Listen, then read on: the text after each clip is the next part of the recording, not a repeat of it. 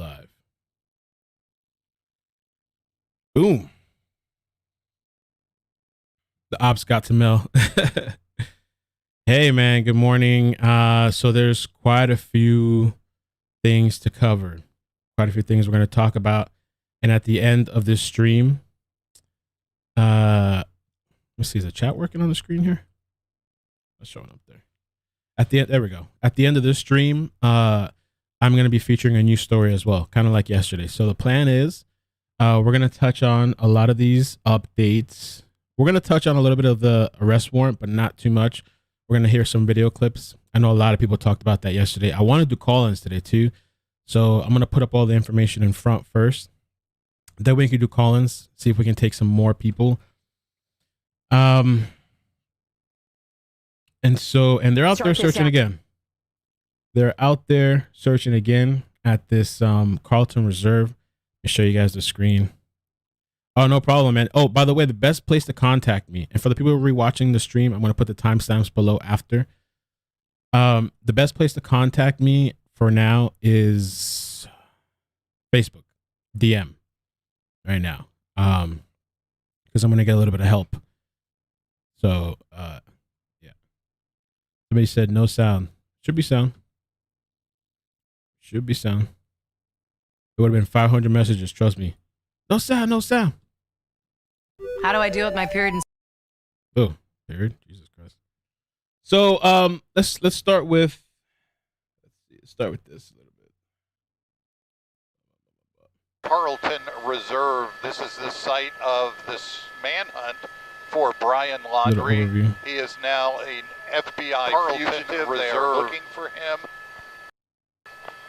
What we can tell you now is we're over this area and a little bit of fugitive there. Earlier this week, they put up a temporary flight restriction, or a TFR. What that is they controlled the airspace. It had been up to 400 feet. And what that was for, the 400 feet, was for drones to fly, because the media and other people are flying drones, and they're flying drones, so they don't want them in the same airspace. Well, what they did today is they raised it up to 1,200 feet. I don't know how to read into that, because we have been fine flying because we're in communication if any law enforcement aircraft are here. And every time we've been here, we've only seen the Sarasota Sheriff helicopter one time. So we're now up at about 1,500 feet looking at the search area. And I'm going to give you, and the good thing is now you get a pretty wide lay of the land of what's going on. Here is their command center. This is where they meet. This is where they discuss to decide where they're going to center their coverage. So they're arriving at the scene now. They'll have a meeting probably around 9 o'clock, 9:30, and decide where they're going to go off to. So they're going all out on this search. By the way, if you guys wouldn't mind hitting like, I'd appreciate that. Check here. All out. Good. Just checking. Just doing a double check. So okay, so there's a warrant, right? I want to play a little clip in the background while I pull up the. I'm sure everybody knows and has heard about this whole unauthorized use.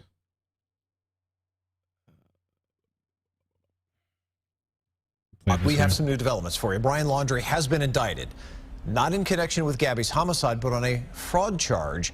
And it's a federal fraud charge at that. He's the fiance, of course, of Gabby Petito, and the only person of interest in the case surrounding her death. According to a grand jury, we learned this today, between August 30th and September 1st, they believe Laundrie used a debit card belonging to someone else, spending at least $1,000 or more.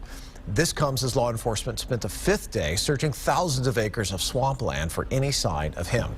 Fox 13's Evan Axelbank is live again at the Laundrie home in Northport, where there was a little bit of movement today. Evan.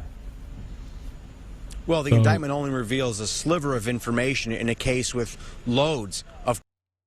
The other thing I wanted to you guys to hear as well. So there was the arrest warrant, and it says here that use of unauthorized access devices related to Mr. Laundrie's activities following the death of Gabby Petito.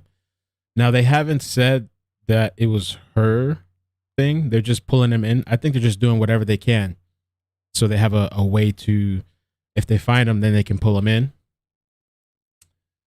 It also says the FBI also continues to seek information from anyone who utilized the Spread Creek dispersed camping area between the dates of August 27th through the 30th, 2021, who may have had contact with Ms. Petito or Mr. Laundrie, or who may have seen their vehicle.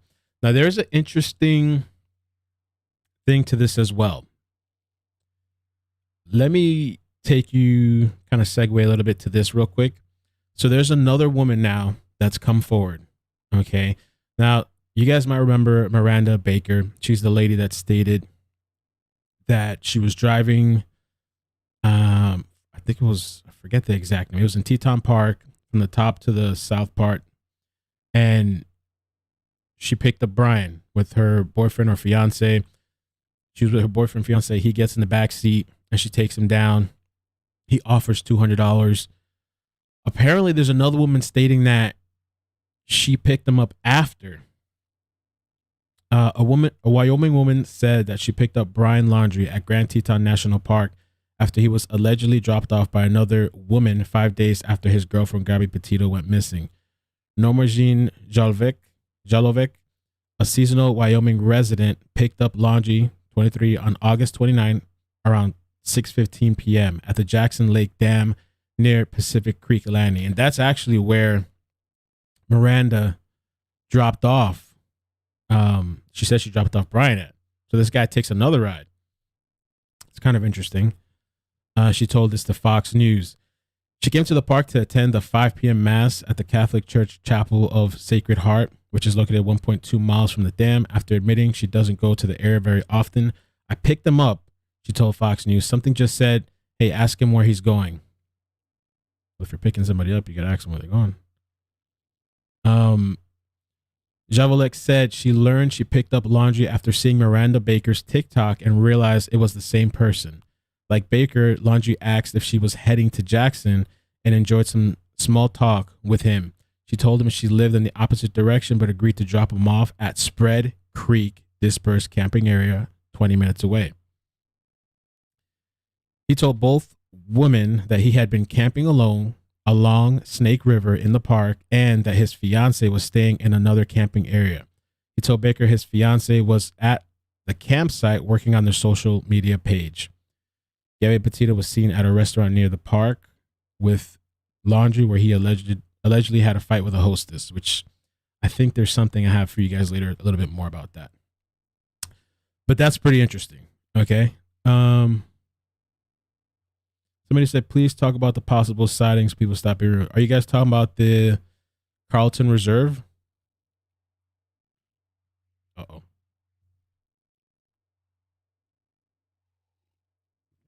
Connection had a hiccup. Can you guys hear me clearly?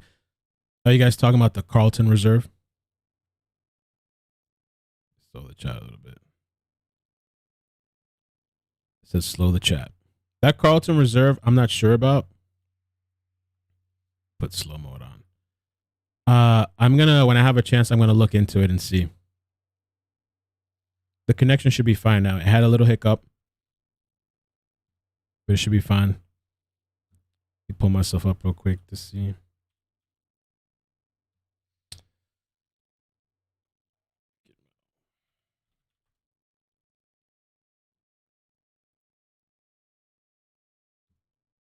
How's it for you guys now? Is it all right?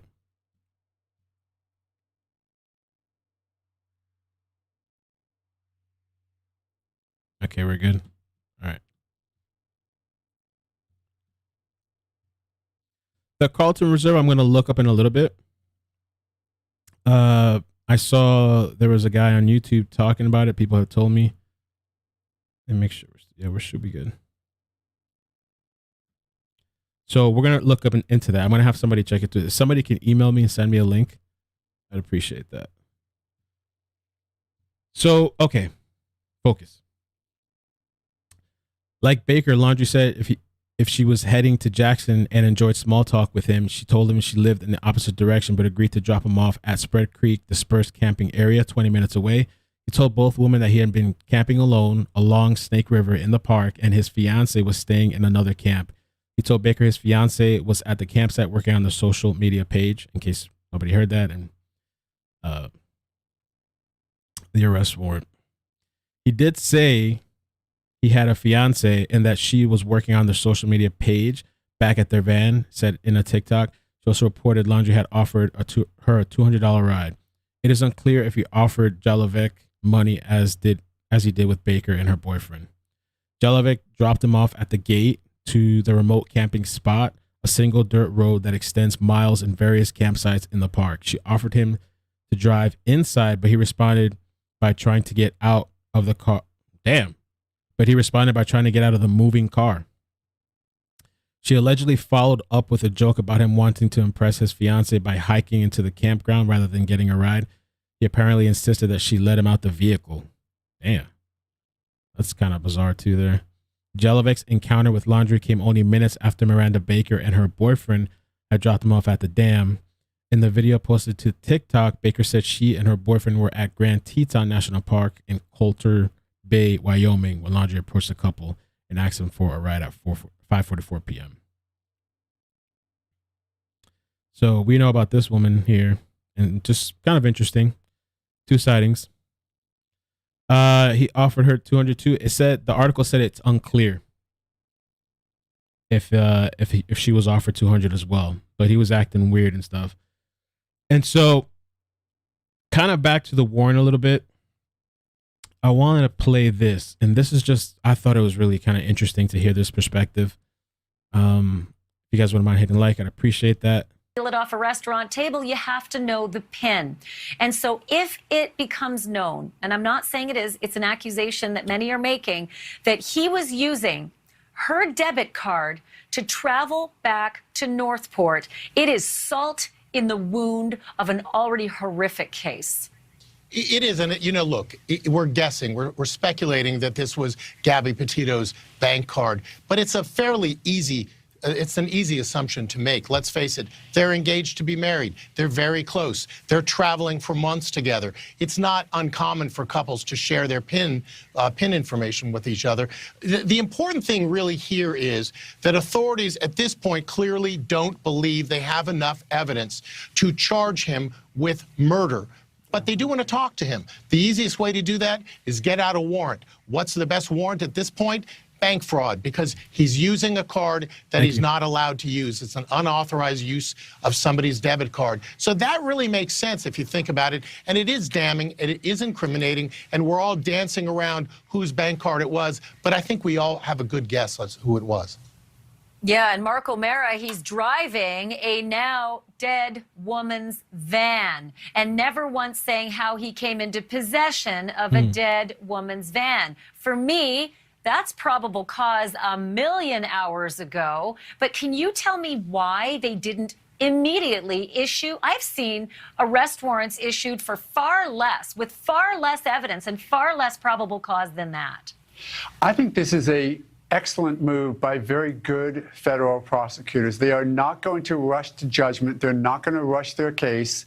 So what they do, they're still building their case for homicide and trying to build it to a murder case against him. We know that that's what they're looking at. But what's the best way to get somebody to get out there to look for him? He basically gave them the option to get him arrested because he did use the card of a now person who we know is passed. And basically, this is a great move by the prosecution to get a warrant out there, not to charge him with murder yet, because don't forget, when you charge him with murder, the clock starts running on what we call the speedy trial rule. He's got to be tried within 6 months unless there's exceptions and continuances. So why charge him early with the murder case when you accomplish the same exact thing with the bank fraud charge? You get a federal warrant out there. When he is found, if he is found alive, he will be arrested, he will be detained. They will probably detain him well beyond the bank fraud charges because of the pending homicide investigation. And they've accomplished everything without showing their hands on the murder case and without getting that clock running. This is a perfect move by a good prosecution team. So, okay.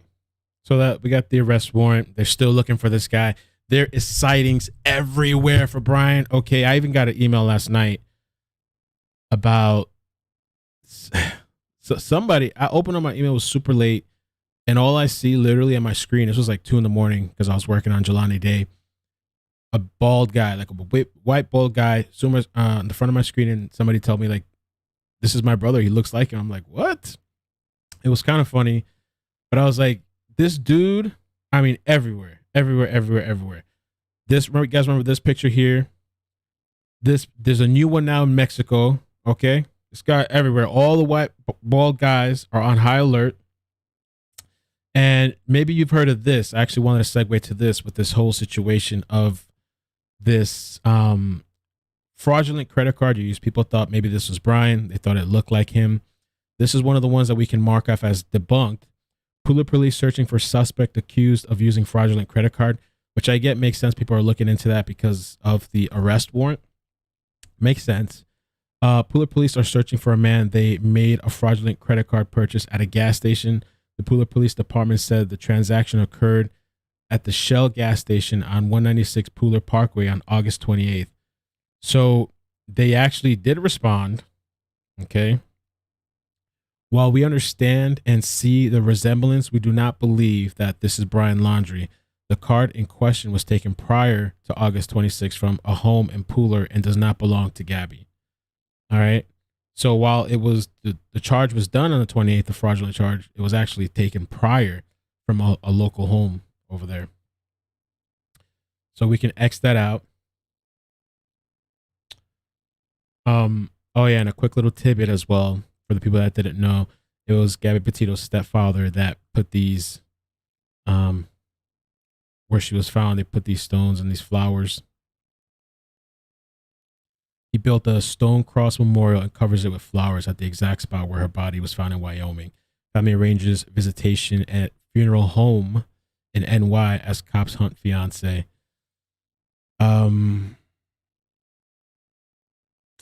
Does this have the details of the funeral home? I messaged somebody to send me the details, but I wasn't sure if it was actually here or not.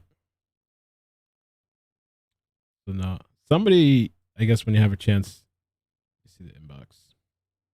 This was another sighting as well. This I haven't had it found a debunk yet. I've seen this going around for a while. This was in Green Cove Springs, Florida. This guy's everywhere. The lady who took this photo said he ran into the woods as a police car drive by, then didn't come out for 7 minutes. So she must have been watching for a while. My only thing with that too, I mean, I guess why not take a video or something if you were there all that time? But I guess she took a screenshot or a picture, then walked along the wooded tree line, holding his arm up to block his face. This photo was posted to the Gabby Petito case discussion Facebook group a few hours ago by someone who lives in Green Cove Springs, Florida. She notified the FBI. And yeah, the arrest warrant. Oh, this is another thing too. I wanted to mention that real quick. You probably heard of this. There was a law firm that offered $20,000 for information leading directly to the exact whereabouts of missing person Brian Laundrie. And Boohoff Law offers $20,000. That's one of the little things too.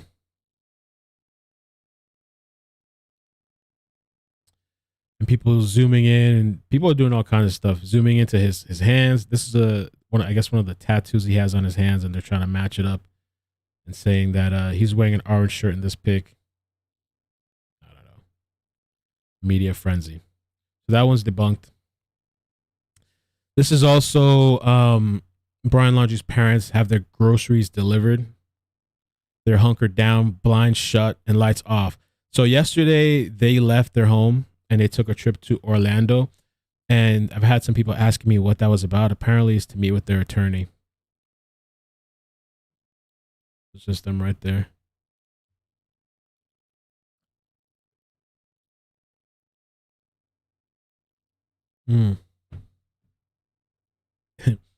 Tinke said, people need to start looking for the tattoo on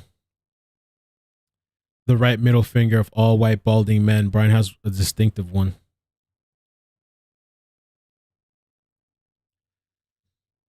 That's them being watched there. So this also, let's talk about this real quick. We're actually flying through the things, which is good. So you guys may remember this one too. This is supposedly by his parents' house that somebody, I believe, was driving by and they thought they spotted him. This was from a couple of days ago, but the Northport police are looking into whether a photo of a man sure as heck looks like Brian Laundrie indeed shows Gabby Petito's missing fiance. The photo was taken on a cell phone. It shows a bald man in flip-flops who resembles Brian walking about 2 blocks from Laundrie home in Northport, Florida. It was taken Friday, days after Laundrie's parents reported last seeing him before he went missing. Northport Police Department Josh Taylor told the New York Post they are aware of the photo and are investigating it, but that while it looks like Brian, the photo may let me try again. But that while it looks like Brian, the man in the photo has a tattoo on his left arm, unlike Gabby's fiance. So like the person said in the chat, you just have to look for the tattoos and see if they match, really, if you can get a shot. Now, Brian Laundrie being spotted supposedly in Mexico, okay?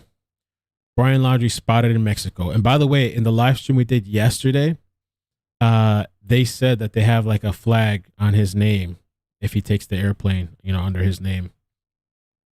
Online sleuth shared an image that they claim shows Gabby Petito's fiance, Brian Laundrie, at a restaurant in Mexico. I wouldn't be sitting at a restaurant if I was on a run. As FBI detectives continue the search. A picture that circulated on Twitter appears to show a man who is wearing a white t-shirt, black shorts, sitting at a table at a restaurant in Mexico. It is not known when the alleged picture was taken. Users have speculated that the individual could be Laundrie as he currently remains at large. So we don't know, man. But another one. Another thing is the city of MOAB to investigate police handling of domestic dispute between Gabby and Brian. So supposedly there's going to be some sort of investigation to see how things were handled when the police stopped Brian and Gabby. It says the city of MOAB will launch an investigation into how police officers handled a domestic dispute last month between Gabby Petito and Brian Laundrie. Police said the couple was seen arguing and hitting each other, and Petito scratched Laundrie's face. However, officers believe the situation was more of a mental health crisis instead of a domestic assault. One of the officers decided to separate the couple, and we know everything that happened. But the MOAB City Police Department has clear standards for officers conduct during a possible domestic dispute, and our officers are trained to follow those standards and protocol. The city said in a statement on Thursday, at this time, the city of MOAB is unaware of any breach of police department policy during this incident. However, the city will conduct a formal investigation and based on the results, will take any steps that may be appropriate. So they requested an outside party to do a formal investigation. So I think all this stuff is just because eyes are all on them. I think that's basically what's going on. Supposedly I don't know who their source is. Brian Laundrie left home without phone or wallet, source says. And this is according to CTV News. Who, according to a source, left behind his wallet and cell phone and was last seen departing his parents' home 10 days ago, resumed Friday at Nature Reserve in southwestern Florida. So I don't know who their source is or whatever.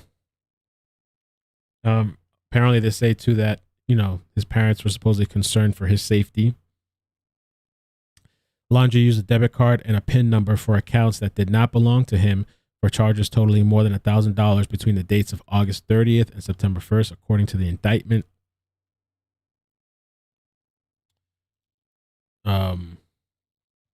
Oh, yes.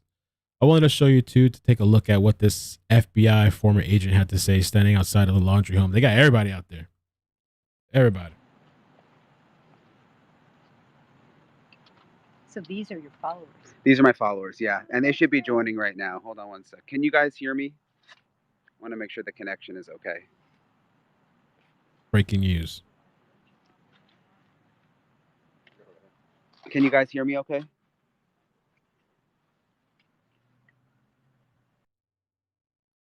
Whoa, whoa, whoa, whoa, whoa, whoa, whoa, whoa, whoa, whoa, whoa. Stop the presses. Thank you, Brian. Well, that guy that sent it to me is Brian. Not that, Brian that's running.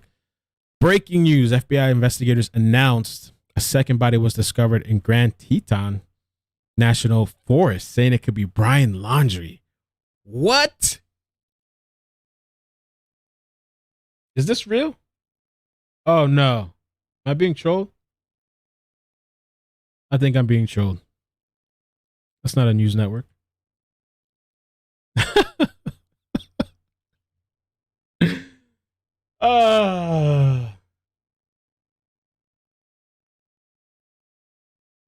Let me Google it. Let me Google it.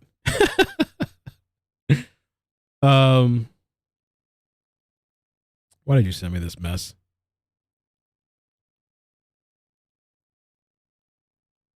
You know what they did is funny is like they put a picture to like they're verified.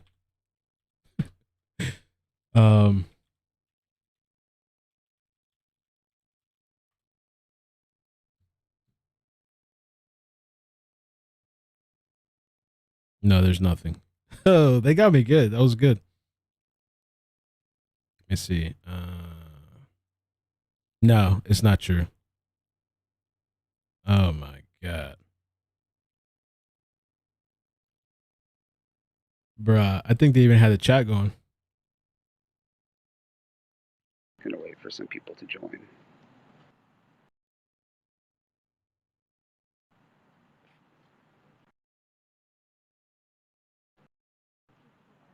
Guess we have to clearly. Can you guys hear me okay?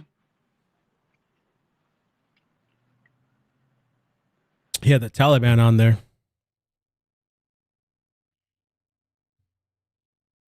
This video not playing. Gone, and I think it's probable that they have information that would lead to law enforcement finding him. What would it take for the FBI to come here and arrest the parents? Oh, that would take overt acts that they would have had to commit in aiding and abetting him being gone.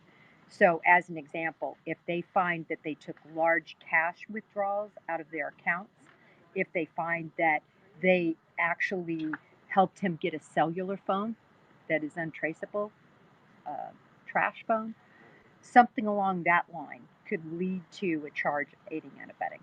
Okay, I'm going to start asking some of your guys questions. So send me questions. Someone just asked, do you think he'll turn himself in? No. Why not? Can you guys hear that? Should I turn it up? Too great of lengths right now to be gone. And I think he knows in Wyoming if this is a supposed ex-FBI. he's charged by the state, they have the death penalty if he's found guilty of killing her. Secondarily, the best case scenario, if he is found guilty, would be a life sentence. And I don't think there's any way somebody with his mentality would risk that. They're asking me, can they seize the parents' red pickup truck behind you to look at the GPS where the parents were?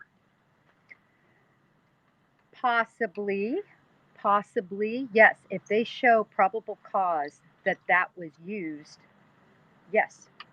Someone is asking, do you think he's at the wildlife reserve? I don't. I don't think he's there. I think that was a ruse that was. Even she said it. You need a little bit more higher? I'll put it up for you guys. It's low on my end too. It's very low. I'll crank it up a little bit. Hopefully it's a little bit louder. Set up by him and then propagated by the parents so that law enforcement would extend a long period of time there. Let me see here. I'm just going through here. Bruh. How can they live in the house if it's a crime scene? I don't think it's technically a crime scene, right? It's not a crime scene. The power just flickered over here. If I black out, it's because of the power.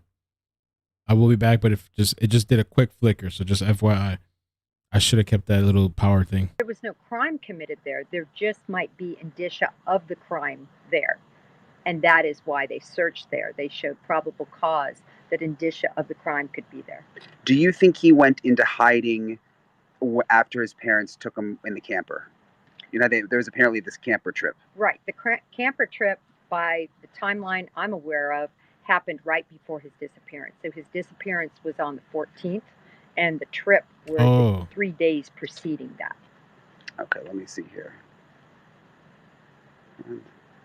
If he's found in another country, can he be brought back? It depends which country.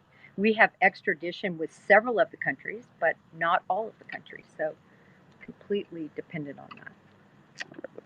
Those are some really good questions. By the way, this is an ex-FBI. I don't want to minimize the screen because this thing's already wonky, this video feed, if I mess it up. But this is an ex-FBI standing outside of Brian Laundrie's home, and she's answering questions. And yeah, she herself said, yeah, I don't think he's in that park. I think that whole thing was a whole shebang these people made up to throw these people off. But they're still going hard. I thought they're searching today. Let's see. Got more questions here. Can he leave the country given the warrant? Could he get on a plane? He can't get on a plane using his identification, no. But could he get on a plane using other identification? Yes. Okay. The autopsy. So the autopsy. Good question. Why X? I don't know. Maybe she retired. Why X? That was a really good question too, because yesterday we covered that supposedly they have his name flagged, but could he use other identity? If he has not already left the country. Autopsy was done in Wyoming. They released the cause of death as homicide, but we don't know any specifics. How she died, when she died. How long do you think that will take? I think it's going to take a while, not for them to have the knowledge. I think they have the knowledge now. I think it will take a while before that information is released, because that is the key to the case in large part. Was it at a gunshot wound? Was she strangled? Was she strangled with a ligature? What does she have DNA under her nails? Was there a struggle that took place? There's so much information from that autopsy that's going to lead to answering many of the questions that are out there. This is a tough question to answer, but I'm going to ask it because a lot of people are asking it. Where do you think he is? I think he is an outdoorsman, and I think it's likely that he's at a secluded camp. But I think that there is evidence out there that could lead to him. And what I mean by that is that trip needs to be analyzed exactly where they went, which can be determined by, as you mentioned, the GPS, but also by credit card usage, by debit card usage, by pings on the cell phone. All of that could lead to answering this very question, where he's at. If his parents are home right now, it's not a crime scene, but can the FBI monitor their phones? I mean, what if he tries calling them or something? Yeah. I know there's secret stuff you can't necessarily say, but they can't yet. Yeah. Of course, yeah, I'm sure they can. Maybe they're not supposed to, but they can't. There's a little delay with her talking in her video, but it was a live stream he did, and there's bad signal there. And somebody asked a question, and I lost it. Sorry. Somebody asked a question. Absolutely. His phone can be monitored. Their phones can be monitored. Okay. Let me see here. Oh, and I was gonna say, yeah, like Edward Snowden. He exposed a lot of that stuff. It takes a warrant. Yeah. Showing probable cause, but you betcha. I'm just gonna ask you a couple more here. Let me just get a few more. Let me pull up some super chats. We're gonna do calls today too, guys. You've already answered, so I'm just trying to get. I have a question. Okay, Luis has a question. Have you seen any of those deer cams that they think it's him? Do you think there's anything to those? That's already been one of them has been debunked. FYI, we covered that yesterday. The police said they actually located the guy. One of them. I don't know if there's multiple. I have seen those, and quite frankly, it is such poor quality. I think it would be difficult to believe unequivocally that that's him. But it's possible. Every lead should be followed. I've wondered this. There's so many tips coming in. I mean, from all over. Does the FBI really have the resources to go through all these tips? Yes, they're going to be gone through. There will be agents from the entire field offices throughout the United States. The states are also helping out, and the locals. So they have the manpower to follow up on these tips. It's just going to take time. But believe me, they're getting them, and it's blitzkrieg. They're getting out there, getting answers to these tips. So I was out at the reserve the last couple of days. It's miserable. It's Yeah. like a swamp. It's awful. Mhm. You would never go there to hang out at this time of year. And I feel bad for the officers because there's a lot of them out there and it's a lot of resources. And they've been out there for days and they announced today they're going to go back tomorrow. Do you think they know something we don't know to put that amount of resources into this? I think it would be remiss of them not to follow up to the extent that they have the resources to follow up. Okay. And I also believe that there must have been outside corroboration beyond Brian telling the parents and parents telling law enforcement. I really do think there must be outside corroboration for them to extend this type of manpower. Okay, let me see. Why don't we find out? I have a question. Okay, Donna has a question. Could the parents be liable in any way? Can they be charged for the idea that they set up this search? Could they be, charged for the resources of the search? Yeah, if they knew that he wasn't there. I have, not in my years have I ever seen a family gone after, except for criminally. Criminally, yes. But not financially. Was your question financially? Okay. You guys okay? Either, yeah. Yeah, okay. Not that it couldn't happen, but I have not seen that happen. Do you guys live in the neighborhood? Or? Yeah. Do you have any questions for Jennifer? She's a former FBI agent about the case. We do have a lot of locals here, so I'm just wondering, if they want to ask them. Oh, sorry. What were you saying? Can you just come a little closer so my live feed picks you up with your question? Yeah. We do have a lot of locals here, and we hang out in those types of areas with, it's swampy, it's muddy, and we know how to ride in them, and we know what to do. So if they needed help and wanted our equipment, do they want to ask, I would say that they have local law enforcement officers that are in much the same situation, that are familiar with the reserve and that have gone out there themselves. And that's probably who they are relying on to make sure that they know about the trails, that they can properly maneuver getting through where they need to look. Yeah. But if they need help, they want equipment, we've got it. Okay. Yeah. That's nice of you to say that. Yeah. Trail cameras. Have you seen trail cameras out there? No? You haven't seen any? No. Okay. All right. Thank you so much. I'll just ask you one or two more questions, Jennifer, then I'll let you go. I know you've been here a long night. Let me just let a few. Is it? Want to give out the memorial information. Would he be able to leave the country without the FBI knowing? He could, if he has good enough identification that can get through airport security. Absolutely. You can buy fake documents, and good fake documents are hard to glean. But I will say, I guarantee that all those law enforcement officials, they are closely watching for him. And this is, one last one. This is an interesting one. Can they do a polygraph on the parents?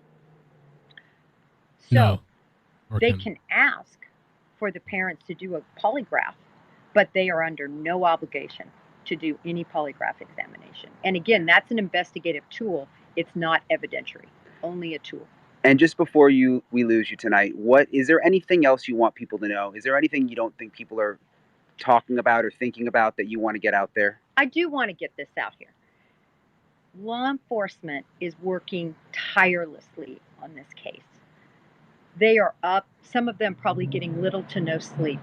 They are as committed to finding Brian Laundrie and having closure to this case than anyone.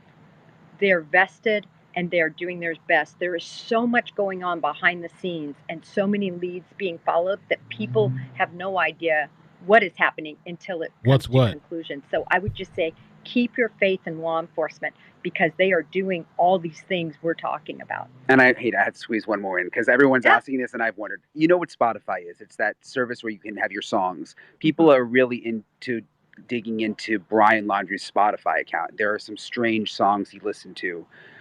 Can that be used as evidence, or is that just sort of something that people are interested in? Oh, no. It can be used as evidence. All of that are little bitty clues that when you put them all together can lead to what he was doing, where he was at, where the Spotify was used. I am quite certain there is a subpoena for Spotify. Okay, awesome. Thank you so much, Jennifer. Yeah. You were amazing tonight. Thank you for coming here. I know you came all the way from St. Augustine, and you were on the special. Okay, so that was kind of interesting. So this was also former, I said ex, maybe ex was bad. Former FBI agent Jennifer Coffindaffer. Okay, I wanted to show you real quick the memorial services. I want to put that on the screen. It's happening in New York on Sunday. Memorial visitation for Gabby Petito. It's going to be open to the public. Gabby Petito will be happening on Sunday from 12 to 5 at Maloney's Holbrook Funeral Home. And that's the address. It will be open to the public. So I guess local people there, or I don't know if they're going to stream it or not. I saw somebody comment that somewhere. That I'm not sure about. And let's get to the next thing. And then we're going to do callers once I'm caught up. I got an email too about the supposed body in Grand Teton. I was sent a troll. I don't know if that person did that on purpose or not. It might have been by accident. Maybe somebody sent it to them. A lot of people are trying to post things, just fake things, you know. And so I got an email for the same thing. That's a fake story or fake thing that was put out.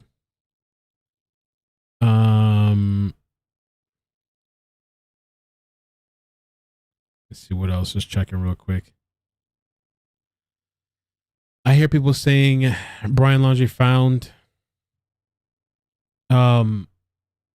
See this video. I don't want to play people's videos because I don't know how people feel, but this was posted. All right. I don't even want to I don't want to create any drama, but people are referring to this. Okay. Brian Laundrie found sighting in Florida Reserve. Bro, I don't know. I can't tell you that that's him. You know what I'm saying? I got a picture the other day. If I could find Discord, I don't know that I have time. I'm gonna show you a picture somebody sent me the other day too. But to me, I can't make it out. It's just too degraded. It kind of actually does look like a person or something. Actually kind of does if I look a little closer. It kind of does a little bit. I don't know. See if I can find that picture, man, because the picture I saw too was crazy. But I don't know too if like with quality degrading and stuff like that, maybe one of the video experts can break it down later or something. I can't find it. I saved it somewhere. Silvio. What are you guys thinking? It's just too much. Oh, let me send you this one. So somebody sent me this the other day. I found it now. I get all kinds of stuff. And the way it's titled too, it's like Brian Laundrie found, so it's like people thinking he was found. Like it's like a definitive statement. But somebody sent me this too, and I'm like, man, this was the other day somebody else. It's just like, bruh. I don't know, bro. So that's what everybody's talking about. I haven't found any confirmation or anything about that. So, who knows if they'll say something later. But and I got trolled once already on stream. Let's see what else we got. Let me look real quick what Brian's posting.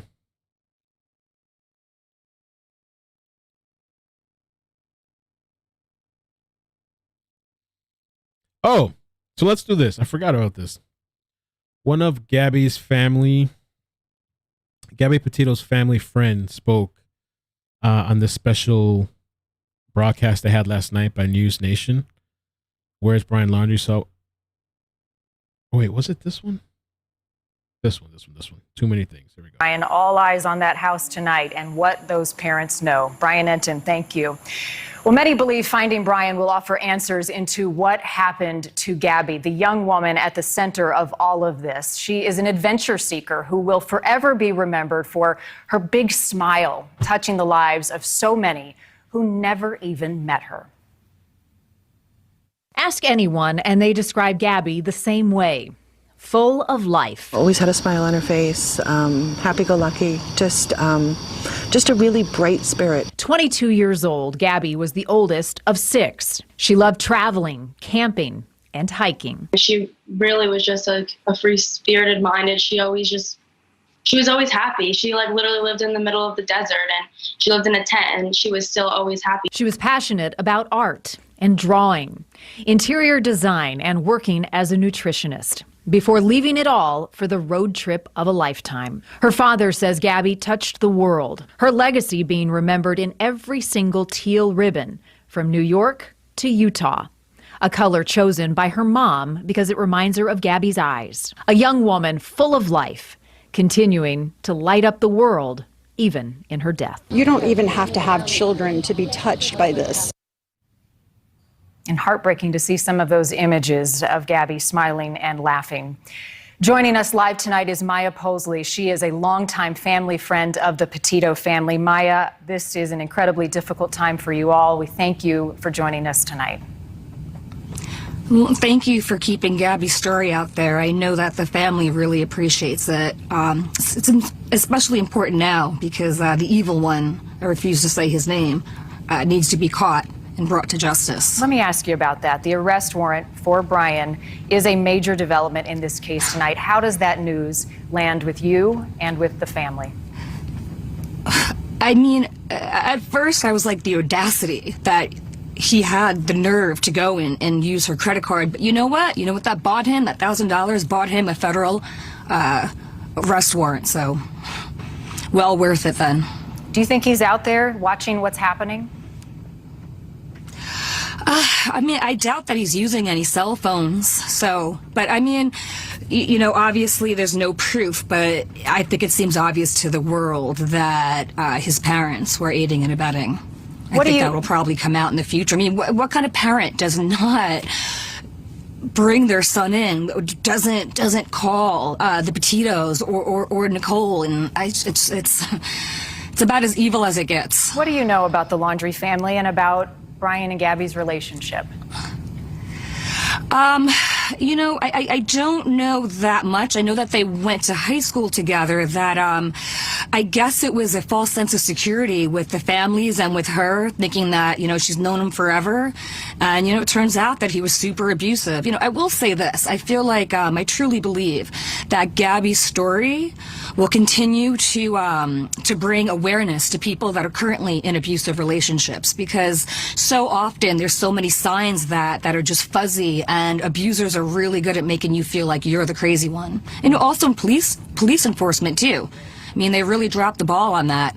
Maya, so many people who have been watching this case and Gabby's videos on social media feel as though they know her, that they were a part of this journey, that they went along for the ride. You knew Gabby well, you're close to the family. Can you share with us a memory of Gabby and who she was that now you are treasuring? I mean, her smile is unforgettable. Her smile would light up any room, and I mean, her smile lit up the entire world. Everybody fell in love with her. It's hard not to. What did she love? Just to see such a beautiful. Well, she was an artist. I mean, a true artist. I was calling my little flower child. She would love to draw. I believe that she wrote as well. And she was just so carefree and always smiling. She loved her siblings. She never complained if, you know, her mom would ask her to babysit. I mean, she was so easy to fall in love with, which is why the world has really taken to this whole story. It's heartbreaking. It's tragic. Absolutely heartbreaking. And I think many of us see our own children in Gabby's, you know, vibrant smile and, you know, just zest for life. How is the family planning to remember her and to honor her in the days, weeks, months, and years still to come? I'm sure that there will be a yearly memorial. I mean, it's like I said, I truly believe that her story will help bring awareness to domestic abuse. I mean, in such a dark situation, any tiny little bit of light that you can grab onto, that way it wasn't all in vain. But man, I can't even imagine the incredible grief that her family is feeling. I mean, the whole world is crying, but it's just tragic. And he is evil. He needs to be brought to justice. I mean, evil extinguished one of the brightest lights on this planet. Gabby Petito taken too soon. Maya, We thank you for joining us again tonight, and please pass along our best to Gabby's family. I absolutely will. Thank you for keeping her story out there. Of course. Still. So that was, I just want to play part of that from the family friend. Also, Callahan Walsh spoke a little bit in this interview. This is John Walsh's Gabby son. Petito case and the search for Brian Laundrie unfold, as all of us have. Callahan, thank you for joining us. Thank you for having me. Let's start with the criticism that police are receiving for their police work to date and how they're handling this case and what you think they should be doing differently. You know, some of the criticism is warranted, some of it isn't. You know, I think we can look back at some of those early interactions that both Brian and Gabby had with law enforcement back in Wyoming. You know, I think law enforcement on the ground did things okay, but I think the lack of information that they received, because there were 911 calls that stated Brian was seen abusing Gabby, and at the time those law enforcement officers didn't have that. I think there's been some other mistakes made across the way.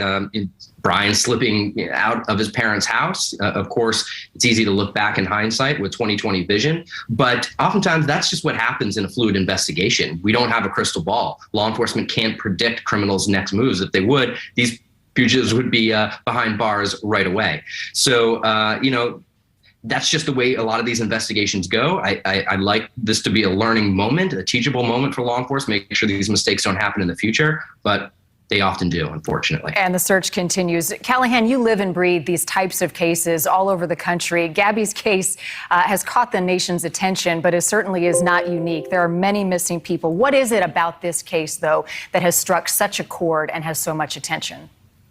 Well, I think there's a lot to this case that really made it ripe for the picking as far as why America is sinking their teeth into it.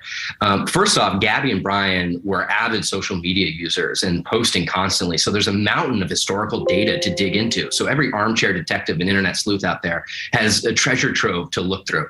Law enforcement, and credit to them, has been pretty forthcoming with some of the steps that they've been taking in part of the investigation, which allows media and, again, these armchair detectives to continue going over what the newest and latest thing is coming from law enforcement. Lastly, I think a lot of people in America see themselves, see a daughter, a relative in Gabby. And that's why their heart goes out for her. You know, they see her as a young, innocent girl who deserves justice. Her family is looking for those answers, and we hope there's somebody out there that can provide that. Finally, Callahan, I think about Gabby's family tonight as they grieve the loss of their daughter, and they also seek answers and some sort of closure. You and your family have experienced that type of pain and that type of loss. How important is it to ultimately get those answers and have some closure and, in the end, justice for Gabby, for these families? It is so important. It's so important to get justice. We waited 27 years in my family to get justice for my brother Adam's murder from back in 1981 when he was abducted in South Florida.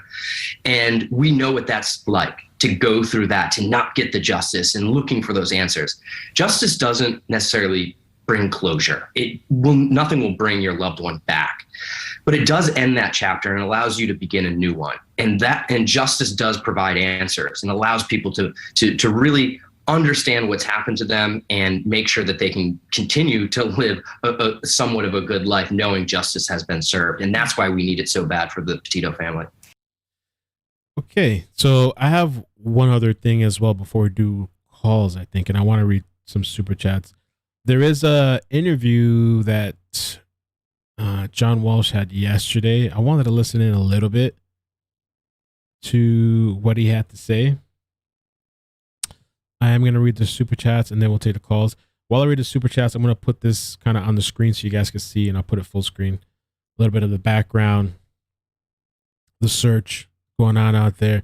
I mean, imagine they come up completely empty-handed from this. Oh my God, right? Like how crazy would it be to come out empty-handed from all this, from this search? All right, so let's get through these real quick. Again, and sorry, I had a little bit of a rough start at the beginning of the stream. I was up till 3 a.m. I was working on Jelani Day. After the stream ends, I'm going to premiere that video. And there was a recent update with that story, and I had to be up early this morning. It was kind of nonstop. Got to pace myself a little better.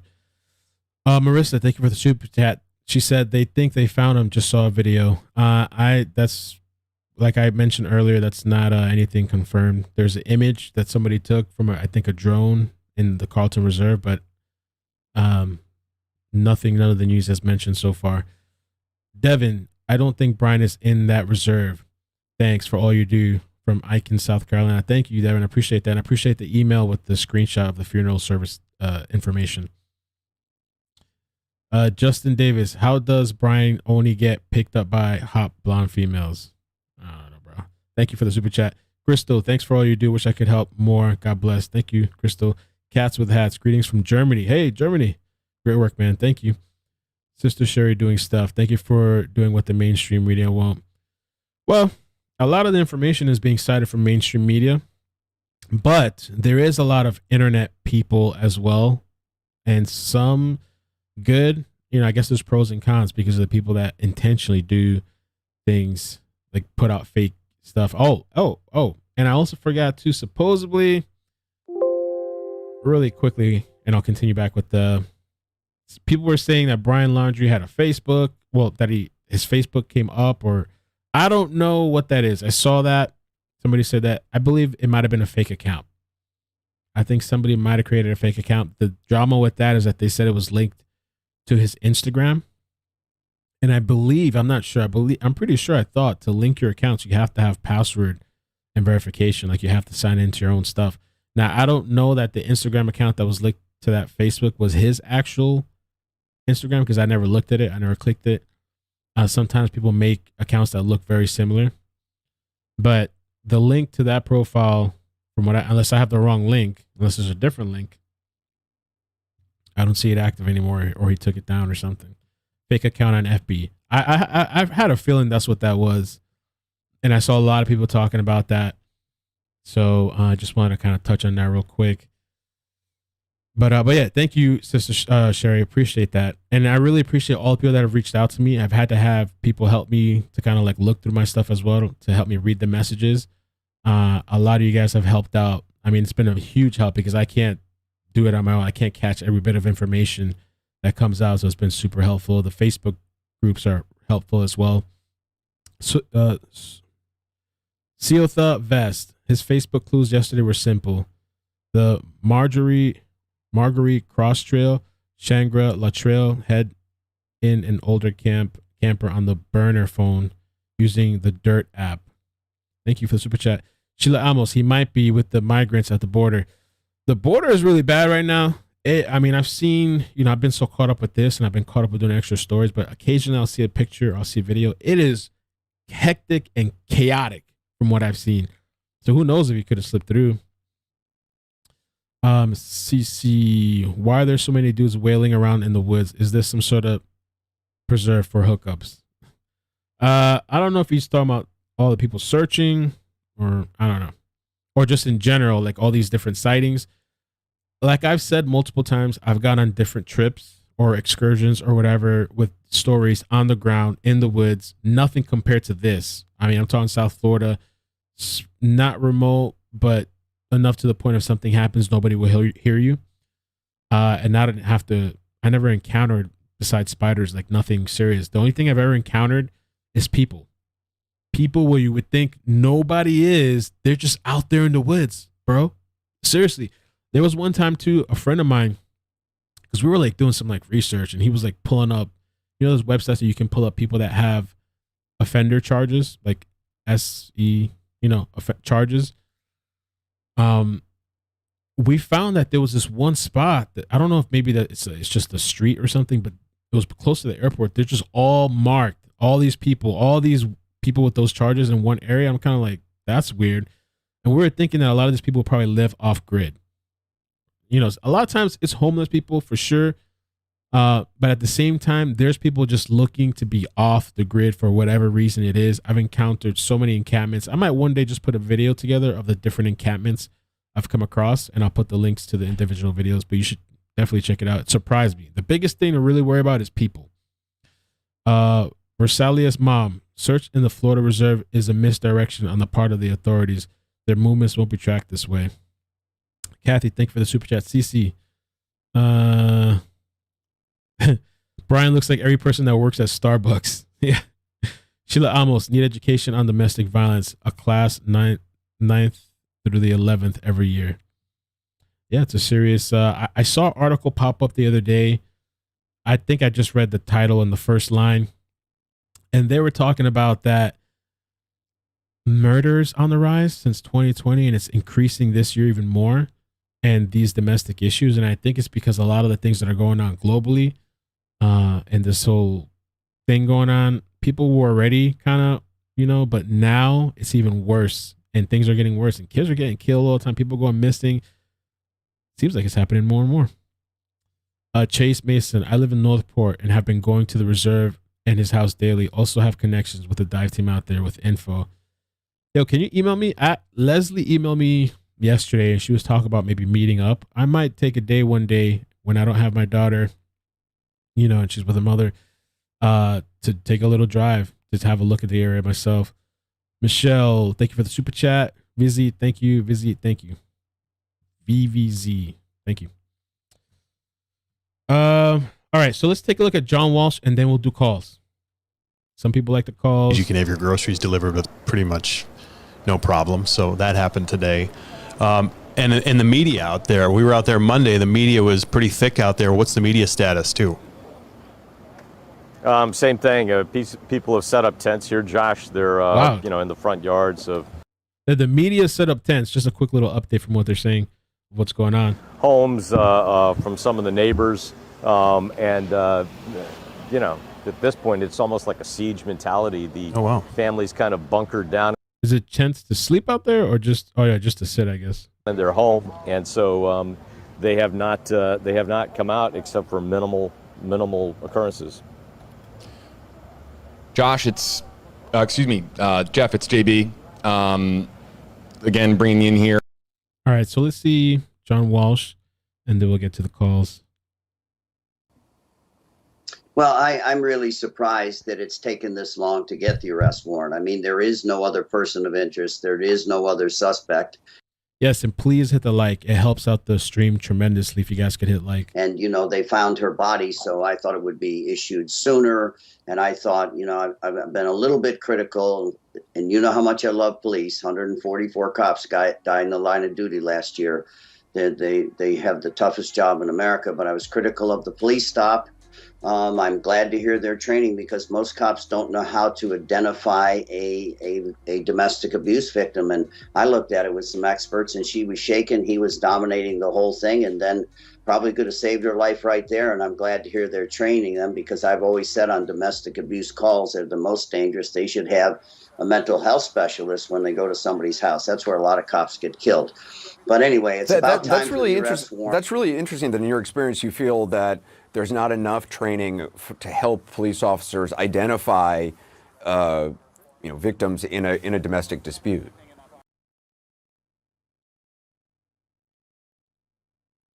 Oh, let's skip that in a second. The whole thing that I've heard people talk about too when they got pulled over by a MOAB Police, and that maybe if somebody was arrested, it would have saved your life, or it could have. I don't know that necessarily is true. I mean, we don't know, right? Hindsight, but a lot of times in those situations, people just keep going back until like they've really, really finally had it. At first I was thinking that too, like it could have maybe, but then when I was thinking about it in the timeline, a lot of the times it really just takes that person. They just keep going back, and so she did go back. I mean, they were separated supposedly. Who knows if they were not supposed to communicate, but a lot of times those people do communicate, So I don't know that would have saved her necessarily. It was a battered woman, and Anderson, I've ridden with almost every big fugitive squad in America over the last 30 years, marshals, FBI, local sheriffs, you name it. And they go there, and the most dangerous are the domestic abuse things where the guy shoots the door or the cops talk to him and they get talked out of arresting him, and then 2 days later or later that night, the lady's dead. So cops for years have been asking for better training to have when they go on, they serve those warrants or they respond to a domestic abuse call, whether it's out on the highway or whether it's in a house. It's a dangerous situation, and they need better training to say, this woman is a battered woman. I mean, Gabby was crying, shaking. He was dominating. He even convinced those two officers he was the victim. And now we're finding out that they stopped not only that wonderful citizen that called 911 that generated that stop, but at other restaurants where he pushed and hit her, slapped her in the car. Other people saw that. So I'm all for that police training. Cops need all the training they can get and all the resources. But the warrant, Anderson, I'm really surprised it took so long. I've been a little bit critical of the FBI and the Northport Police for waiting so long. And, I still contend I was right, that he came home with that van. Somebody's asking about the full autopsy results. I've been looking. I don't see anything yet, just the homicide, what we've known all this time. I haven't heard any update yet, but if you see something official, send it my way. And then the neighbors. I was on Fox News yesterday when those two neighbors came out on the porch. I was waiting to do the interview when they said, well, we tried to tell police that he bought that camper and he put it on his pickup truck. We saw Brian working in the yard 6 or 7 days out there, and they went away on the weekend. And the husband said, I was really surprised that a couple with a tiny little camper top would take a 23-year-old son with them. And then when they came back, there was no son. And 3 days later, the parents filed a missing persons report. I thought that they covered his butt when they made the call on last Friday. We should just point out that CNN has not confirmed that detail at all. I should do this disclaimers before this every night, Anderson, but this is my opinion. So I believe, I know your lawyers are nervous, but I've been doing this a very long time. I thought that when they, said he went to the reserve, the swamp on Tuesday, their great mouthpiece, that Bertolino guy that I keep calling the Johnny Cochran wannabe. So he told the police this fairy tale that he went to the swamp on Tuesday. The parents went out and found the car in the middle of a 60,000 acre swamp. They found his car, put a note in there, dear Brian, if you're going to hurt yourself, we've always there for you. Then they say, the parents, they went and got the car on Thursday. And then on Friday, Bertolino called the police. Now, I believe they aided and abetted, gave him more days. I think he took off before Gabby's parents filed the missing persons report. So they gave him, in my estimation, 8 or 9 days to get ahead of the cops. And definitely when Bertolino called the cops last Friday and said, Brian might be in the swamp, I am deadly sure that's a red herring. And he's never was at that swamp, and they're never going to find him. He's too much of a coward. He's not going to kill himself. The FBI, though, has not given any indication that they view the parents as suspects, have they? Well, they have to wait, because before he was a suspect of interest, and before they had the arrest warrant, you have to respond to the Fifth Amendment. If he doesn't want to talk to the cops or the parents, they're fine. But I think they crossed that line when they took him in the camper. That's my belief. 9 days ago, dropped him off somewhere. I think it was in North Florida Panhandle, heading so he could go across to Alabama, Texas, and walk across the Mexican border. I've tracked so many guys into. Well, let me ask you, John, just about that, because I mean, you've searched for fugitives for a lifetime, and if this guy Laundrie isn't in this nature preserve, how far away, in your experience, can somebody go? Well, I'll tell you, Bertolino covered the tracks and gave him, called on the Friday. So I believe he had 9 days. Now, that's a big, big amount of time to get somewhere. I think the parents bought him burner phones because everybody knows about, pinging. This is just an opinion, but burner phones make sense for sure. Hours. I think the FBI, I'm sure they're smart enough to get the mother and father's phones and track what they were doing on that 3-day vacation. Because when they ping those phones and find out how far and where they got, that'd be where I would start looking for Brian. But last night on our hotline, Anderson, we got 410 solid tips. So all night the FBI was going through them with my trained hotline operators. They think 15 of those tips spotted Brian Laundrie on his way on that West Florida Panhandle journey that I think he went on from the Panhandle of Florida, Pensacola area, over to Alabama, Louisiana. And with all the chaos going on the borders, and you can walk across the border. I've ridden that border 7 times with Border Patrol on horseback and Black Hawks over the years. people just walk across into Mexico. There, you know, that's easy to get into. And so, but we also had 10 tips saying that people had spotted him on the Appalachian Trail. So he. And that's a thing too. I saw somebody comment that on the live stream previously in Mexico and Canada and Puerto Rico and Florida and Alabama and where else? What am I missing? He thinks he's a hiker and a survivalist. So I would be saying for viewers and people listening this tonight, keep your eyes open on the Appalachian Trail, because we've caught a couple murders there over the years, kind of lots of lowlifes and a lot of good people go on that trail. He says he's a survivalist, so he could go in those woods and make it a long way. He's got plenty of resources. I mean, his parents, I believe, helped him scrub the van, clean out the house. FBI didn't find anything of real value in there, but they prepared him for the run and they dropped him off.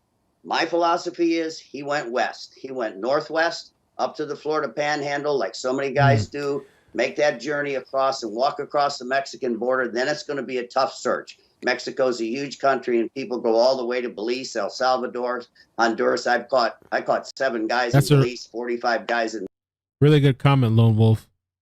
Lone Wolf said Moab made one critical mistake only. They forgot to ask if anyone had a weapon.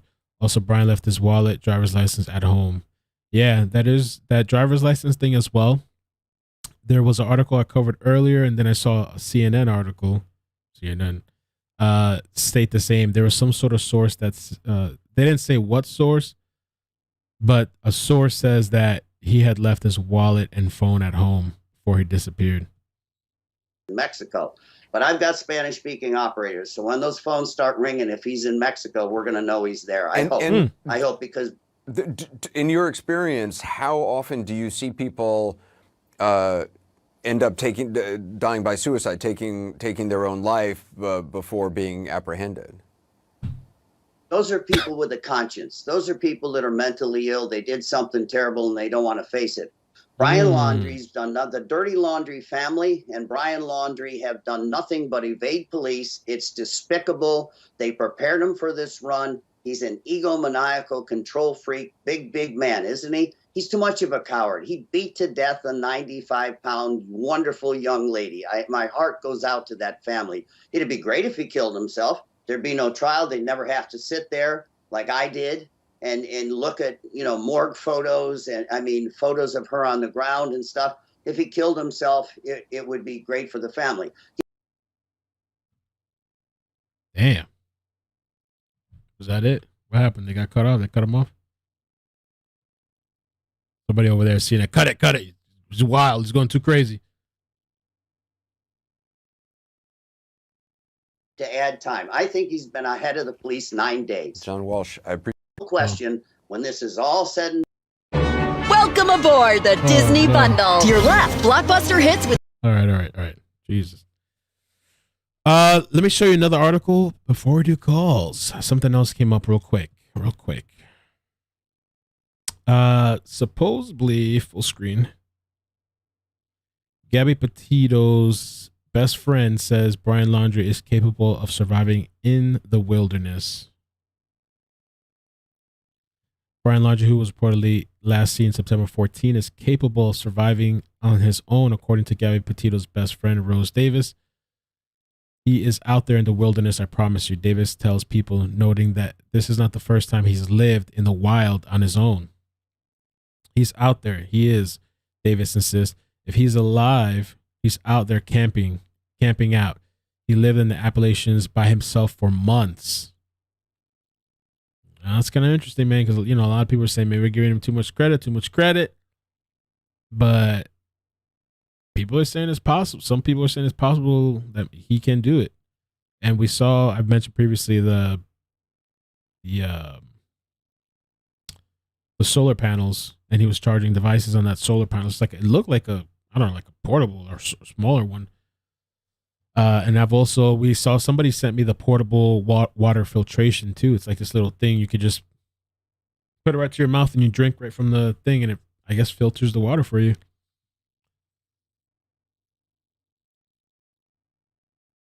Okay, so I guess we can do calls, and I'll keep looking for updates, and I'm going to check emails and stuff like that as well. After this live stream, I have a new story to share with you. Let's see. Google Voice. Let me see if I can get a little background too for you guys. Pull it up here. And I've seen a lot of people too talking why the story is getting a lot of attention, why, and it's, I think it's a very like multi-layered, multifaceted thing.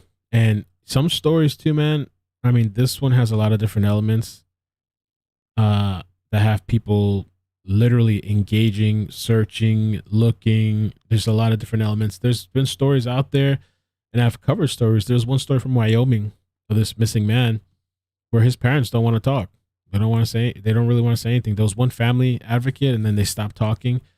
There's sometimes stories where there's stories that people do talk and they don't get a lot of attention, but sometimes things are very open and shut.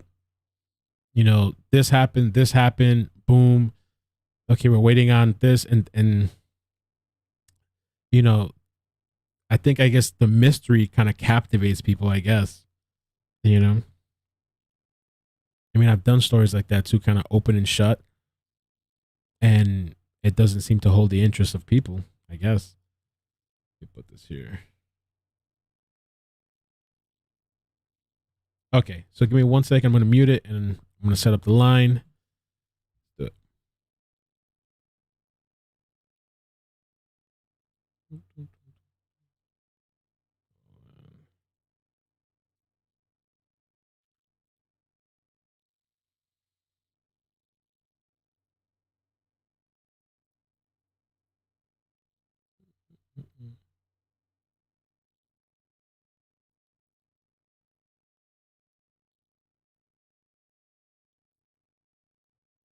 From the Call-In Studio web interface. So we're going to do some callers. The phone number is, and it's a 3-minute limit. 3-minute limit. And 10 people can call at a time. We can keep it kind of controlled. The number is, I'll put it in the chat. 954-787-3009. Boom. You just get right on it. 559, how you doing? Where you calling from? Hi, this is Stacy from Fresno. Hey, Stacy, how you doing? Hi, I'm doing good, thanks. I'm just watching this, and it's crazy. My thing was, I saw a special report last night where I guess someone did a 4K video and was able to look closer at the van with the red, white, and blue or buffoon. Yeah. Yeah. Yeah, where they were able to do more of a close-up of it. And I noticed that like started about 2020 time where they saw the van door starting to close. Yeah. I think that was Nerve That was Gorilla. always like, yeah. What was that? I think the guy's name was Nerve Gorilla. If it's the one that you're thinking about, yeah. So I just thought that was interesting. But my question is, so if he was there and this happened on the 27th, and then he was on the 29th hiking, why would the van, or how would the van end up back in Florida? Yeah. Like there seems to be something missing. Oh, yeah, no, for sure. And I also think that the FBI obviously knows a lot more, that they're not going to give us more information. What do you think about the Carlton Reserve? I don't think he's there. Yeah. I think it's pretty difficult terrain. Right. Why would you stay so close? And he had 4 or 5 days leeway or head start. So, but obviously the FBI isn't going to spend all this time and money if they don't have something there. And you can't go by the parents. Right, for sure. I don't trust the parents at all. So yeah, I don't either. Mm-hmm. All right, thanks. Appreciate the call. So anyway, yeah. Thank you. All right. Bye. All right. 443. How are you doing? Where are you calling from? Hello. 443. Oh, they hung up. It's like, oh crap. 321. How you doing? Where are you calling from? Hey, how's it going? I'm calling from Texas. Texas. Hi, man. Yes, sir. Hey, I just wanted to say that I noticed that I was watching the video of when she got pulled over with Brian, and I just wanted to chime in here and say that she mentioned that she had OCD. I don't know if it's clinically diagnosed OCD, if this was a self-diagnosis, but a lot of the times people, and this is coming from somebody who suffers from this illness, it's an illness that easily creates conflict, whether it be a personal conflict or a conflict within a household or even within couples. And I think it's really important to kind of dive deeper into that and kind of see if maybe that might have been a catalyst for what could have been, her eventual passing away. I don't like to blame it on the illness itself. I just like to say that it might have been one of the reasons why they were having so much conflict in their relationship. Obviously, more details need to be examined here, but I just thought it was a little interesting tidbit considering illnesses like OCD are so easily propagated. They're very generalized, when in fact having actual OCD is a very crippling illness. Yeah, I watched I think I saw it on Dr. Phil where the father said I believe he said, I could be wrong, that he didn't believe she had actually OCD. Like it was a self-diagnosis type of thing. Like you said, some people say that kind of thing and it's not actually diagnosed. It's, oh yeah, I'm just OCD. I'm just, and then some people actually really get diagnosed for it. And I've seen some of the shows. I forgot what show it was. Like it can get really bad from some of the things I've seen people suffering with that. Well, and I just like to say that self-diagnosis or not, unfortunately, the illness itself, you don't necessarily need a diagnosis to know that you have OCD, although the diagnosis is the most factual, concrete way of saying this person has this illness. But it is very easy, even in the sufferer, to recognize and even notice that he has OCD, although that is not always the case.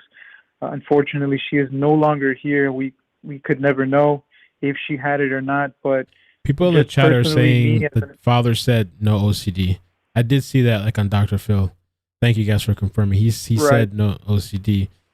But I mean, who knows though, man, too, because sometimes two things are not diagnosed, and people have things, No, and I know there's a limit here, but I do want to say, even my own parents, they never suspected that I had OCD, and they had no idea that I had OCD, despite me telling them that I did.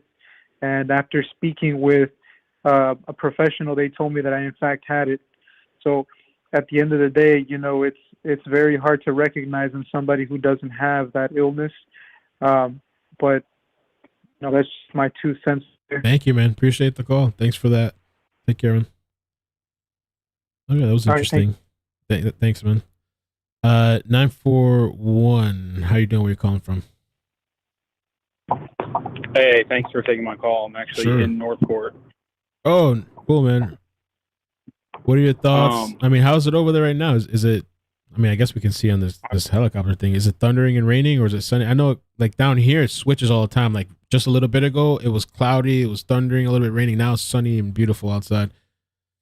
Yeah, it's a little bit cloudy, but there's no rain yet. Obviously, it comes and goes, but I went by the house earlier today. I'm actually heading back that way now. But the media is crazy over there. Northport PD had units blocking off the road for a while, but it seems they opened it up so you can still drive down. But media has tents in people's yards and in the houses next door across the street. they got tents set up. I think they're staying out there, to be completely honest with you, because at night they seem to still be there too. But the reserve has the most media I've ever seen on the sides of the roads, and then really. So there's more media at the reserve than the house, I guess, right? Because I guess not much is going there anymore. Much going on, right? Okay. For sure. Yeah, the reserve has a crazy amount of media. It's all over the place. Have you ever been inside too? the reserve?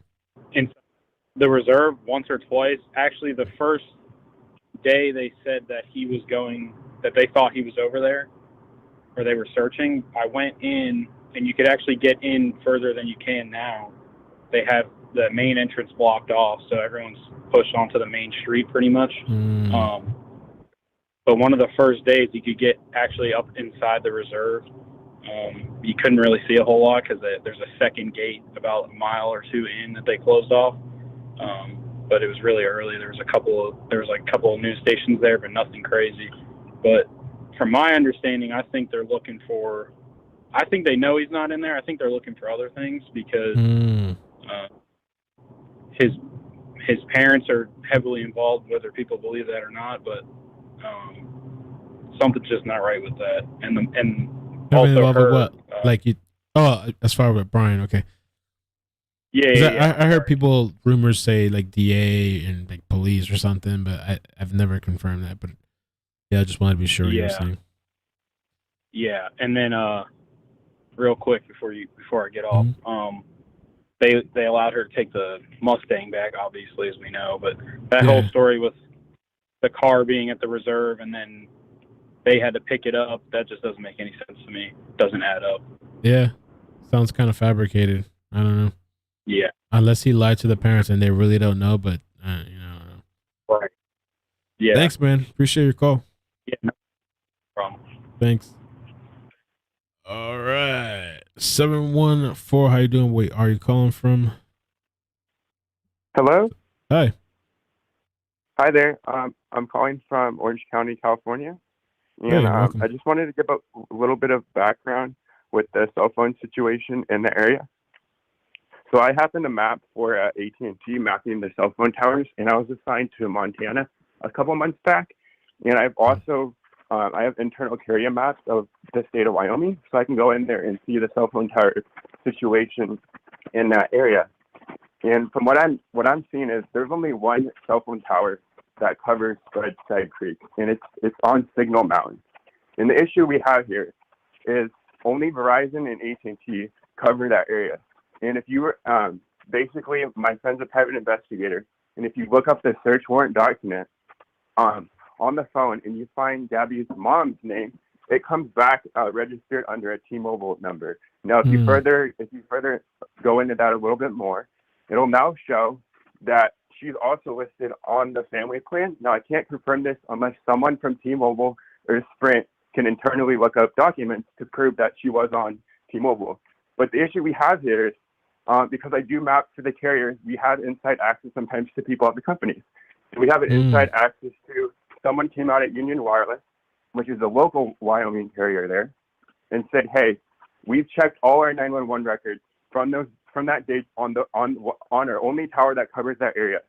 And T-Mobile roamed with Union Wireless, and they said they have no records of any 911 calls that went out. So if Gabby was in distress, the only way for her phone to go out, because there's no T-Mobile or Sprint service in that area, would be to go out on the roaming carriers. And there is no record of a 911 call going out. So it's going to be harder to find a phone ping out in that area, and it's just very interesting now. Interesting. What kind of work do you say you do? Like you're into that? Like, or you just map? So we map out to the carriers, and the reason why we have to do this, we provide the data to the FCC for carrier coverage, just so the carriers have to abide by certain coverage areas and stuff. And so we provide that data to the FCC. So if you guys ever want to go in there, as of this year, the FCC releases their carrier maps now on their website. You can Google LTE carrier coverage maps, and if you go in there, that stuff to spread Side Creek, it'll also be verified that there is no coverage on T-Mobile or Sprint. So interesting. Just a little bit of information. What else do we know from this area? In terms of the carriers giving over their ping request, because of the 2018 Supreme Court ruling, the carriers can no longer give away any phone pings because it's technically under that location in the 2018 ruling. So unfortunately now we no longer can get access of ping requests from carriers unless you're in law enforcement and you have a warrant. So that's the issue with that. So before you could do a request in. So thanks, man. I think I think you messaged me or something a little bit there, right? I think it might have been. I did email you. Okay, all right. So, I gotta go back and look at that. I will say law enforcement, without a doubt, can the carriers can pretty easily find pings on towers. Without a doubt, they had this whole route mapped out from when he left, that the gas station in Jackson all the way home. They have all that mapped out, and they're not going to release that because it's going to compromise the investigation. All right, thanks, man. I appreciate your call. Thank you. Sure, thank you. Take care, man. Okay. 203. How you doing? Where you calling from? Hey, this is Mike calling from Vermont. Hi, welcome, Mike. How's it going? Well, it was going all right until this case happened, and it kind of took the country by storm, I would say, maybe further than that. But a few things I want to say is, one, thanks, iCkEdMeL. Hopefully I'm saying that right. I actually love kind of true crime stuff. Never really seen your channel until this popped up, and everything that I saw you're doing is like 100%. It's awesome. Thanks, man. Appreciate that. Gotta say, time is and was crucial on this, like 1,000,000%. So no matter who dropped the ball, it was probably a little bit of everybody's fault. I just think they underestimated where he was going with it. Now, I do think Brian Laundrie is a coward. Don't believe suicide was first on his mind. Even if it was, I do believe that the cowardness that he just displayed from his aura just screamed he wouldn't do it. Would he kill somebody? Yes. I do believe he was fully capable of doing that. I believe Gabby was completely scared about ratting on Brian and saying, hey, look, he's smacking me around. He's hitting me. I'm hitting him back. She would put herself in front of him to take any type of charge, as we obviously seen, which is so sad that he had to be a punk. This Brian was such a punk and couldn't say, hey, wait, look, I hit her too. I pushed her too. He kind of, he almost admitted it without admitting it. And the cop just didn't even pry. Like watching that video, it was so hard to see the cop and him turn up the music in that cop car. It was like, I don't know what they were playing, some like heavy metal something, but whatever it was, they were kind of bonding.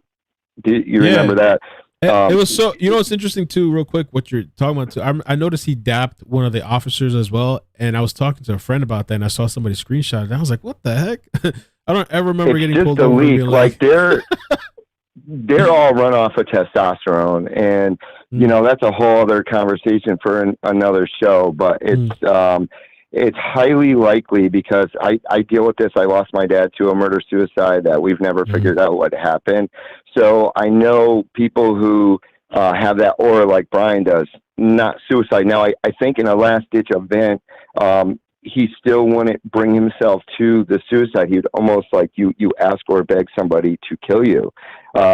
Because you just can't bring yourself to do it. But definitely, I wish that everybody out there, like super sleuths, I do not think he thought that he would be videotaped by Bethune driving through, boom, boom, got his van. I think without that information, she would have been out there longer. I wish they would put out some more information so we can see, was it a shooting? Was it a hanging? Was it a stabbing?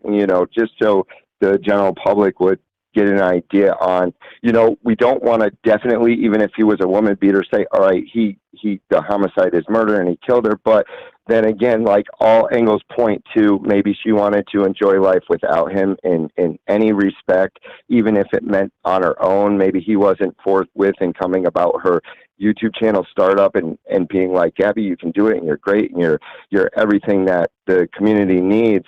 And on the other end of that, behind the cameras, we see all the time with these YouTubers that there is that grayed area where it's not on film and there's arguing and there's fighting. Thank Jesus that they didn't have children with them, although children could have been an object of keeping them alive. I think that stand message could. Do you know what date that stand message was sent? I think it was it the 30th, August 30th? I'd have to double I know check. my time's almost up, but one of the last things I want to say, yeah, I heard somebody say that "send the authorities now" type phrase. That could have very well been true if it was sent from her. We don't know. We don't know if she slowly died out, if there was any kind of like phones there, if he went back, cleaned up his mess. We actually don't know anymore. So we are going to stay tuned. We love what you do. Thanks, man. Appreciate I think if he, last thought, if he did not find a way out to a non-extraditable country, he's still hiding.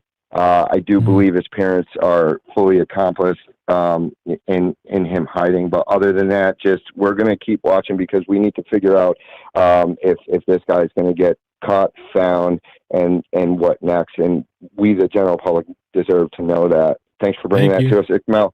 Appreciate it, man. Thank you. Later, man. Take care, Mike. Bye. All right. Bye. People are talking about Brian Laundrie found dead. We spoke about that earlier. There was a fake post on Twitter.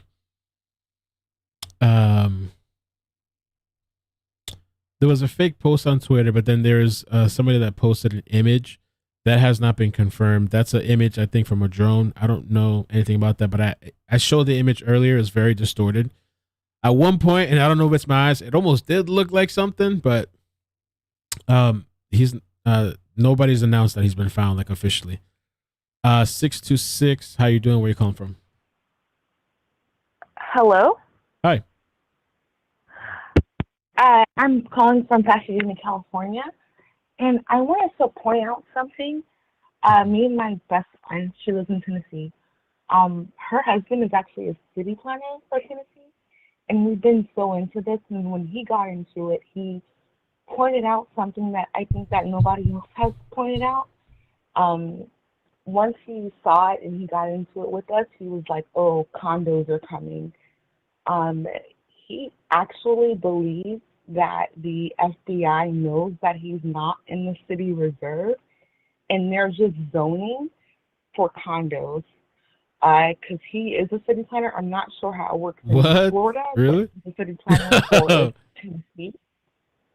And he said that because city reserves are so protected, that they can't touch anything. And I remembered with the fake ultrasound when it was really actually, you can't touch this log because it's against the law, because it's nature. You can't even pick this log for firewood because it's for nature and it's against the law. And he said that all of the apartments and condos that are built on the reserves for the views, the beautiful views and being in nature, they all come from missing persons, because people, they can't build anything in the reserves unless there's like a missing person or there's danger or something like that. And then when he looked at it and he showed us, he's like, they're just going around bonking down trees. That's not looking for somebody. Like, how would they know if that bonk comes from a log or a missing person? And he's like, that's what they do when there's a missing person. They're zoning. I'm not sure how it works in Florida or whatever, but he's a city planner in Tennessee. I'm from California. I'm in Pasadena. So I'm just saying what I believe. My best friend says he lives in, but he's saying that, condos are coming, because he told us to look up like the condos and apartments on reserves, and I did look it up. And if you look up Florida reserve apartments, and if you look up Tennessee reserve apartments and any other state reserve apartments, they're very expensive because of the great views and all that stuff. And they're like, and he's like, I looked at, they're going lane by lane. They're just bonking down trees. How are you going to find somebody by just bonking down trees? Usually when you find somebody, you try to, walk hand in hand with people, look for a person, but they're just bonking down trees. And he's like, condos are coming. They're looking somewhere else, but they're using this as an excuse to zone. I'm not sure what that means, zone. All right. It's like they're zoning. there's going to be condos there, like by the beginning of next year. There's going to be condos there because you can't touch anything in reserve. You can't do it unless there is danger or someone missing.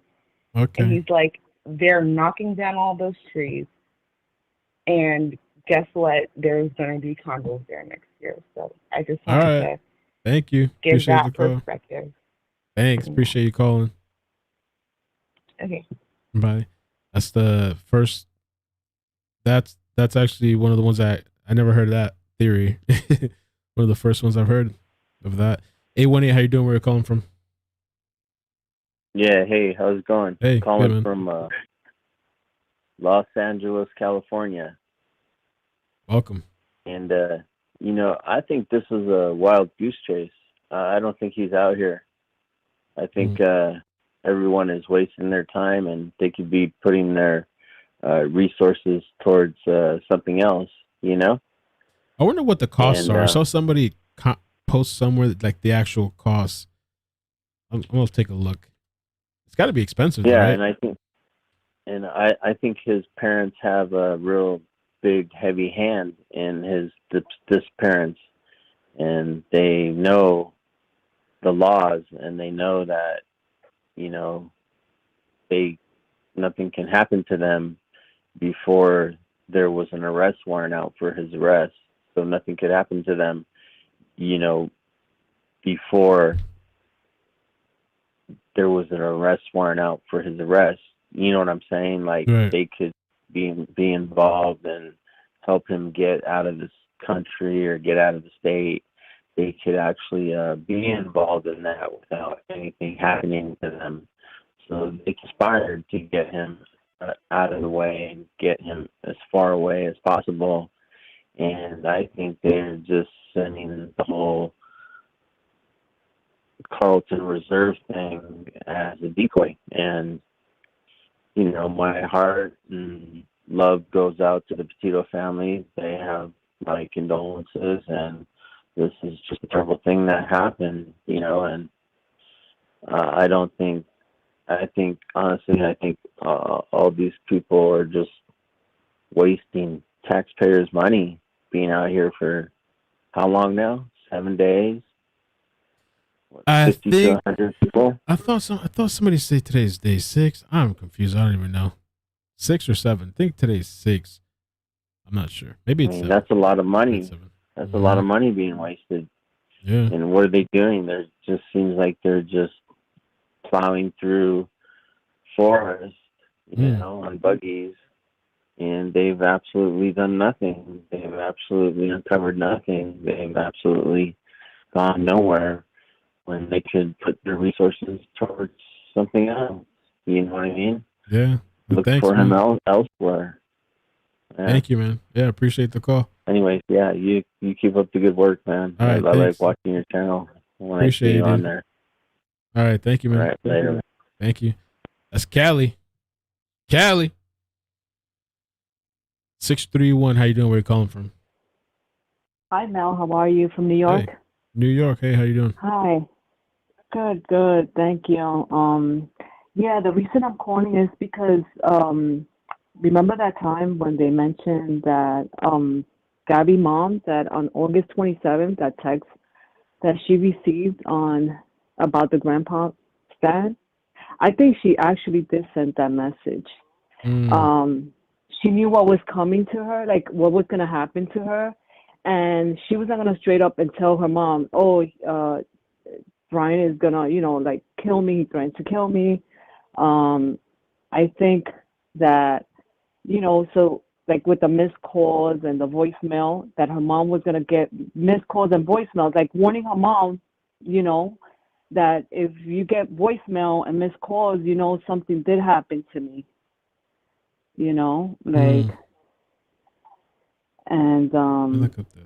but I think Gabby did make that the stand thing, that text to her mom, because I've been in that situation with domestic violence also, and I kind of did that one time to a cousin of mine. I sent her, a text, so, but I guess it's to, warn her mom that something was up, like, because I think her mom knew that that they were having issues. I think around that time also. So, and yeah, and I think also that in the reserves, I think he's not there. Like, I think You don't think so? that no, not at all. I think he hid some maybe like evidence or something. They trying to find the evidence there or something like that. Hey, but Gabby's mother's a little interesting. She last FaceTimed Gabby August 25th. And then Gabby's mother receives text messages from her. She's apprehensive. The messages came from. So the 26th and 27th, she's already questioning the text messages, Gabby's mother. And so from all the way from the 25th to all the way to September 10th is when they were, September 11th, my bad. September 11th is when they reported her missing. That's a long time too, to report somebody missing, to wait. Yeah. And then let me ask you too, like, is it true that like around August 13th that Brian flew to help his father, like with something? Yeah. Between. So what's that about? Like, that's kind of weird too. Like, I don't know. Like, and then, I don't know. And I think like his parents may have like pick up the vehicle too, like her van or something.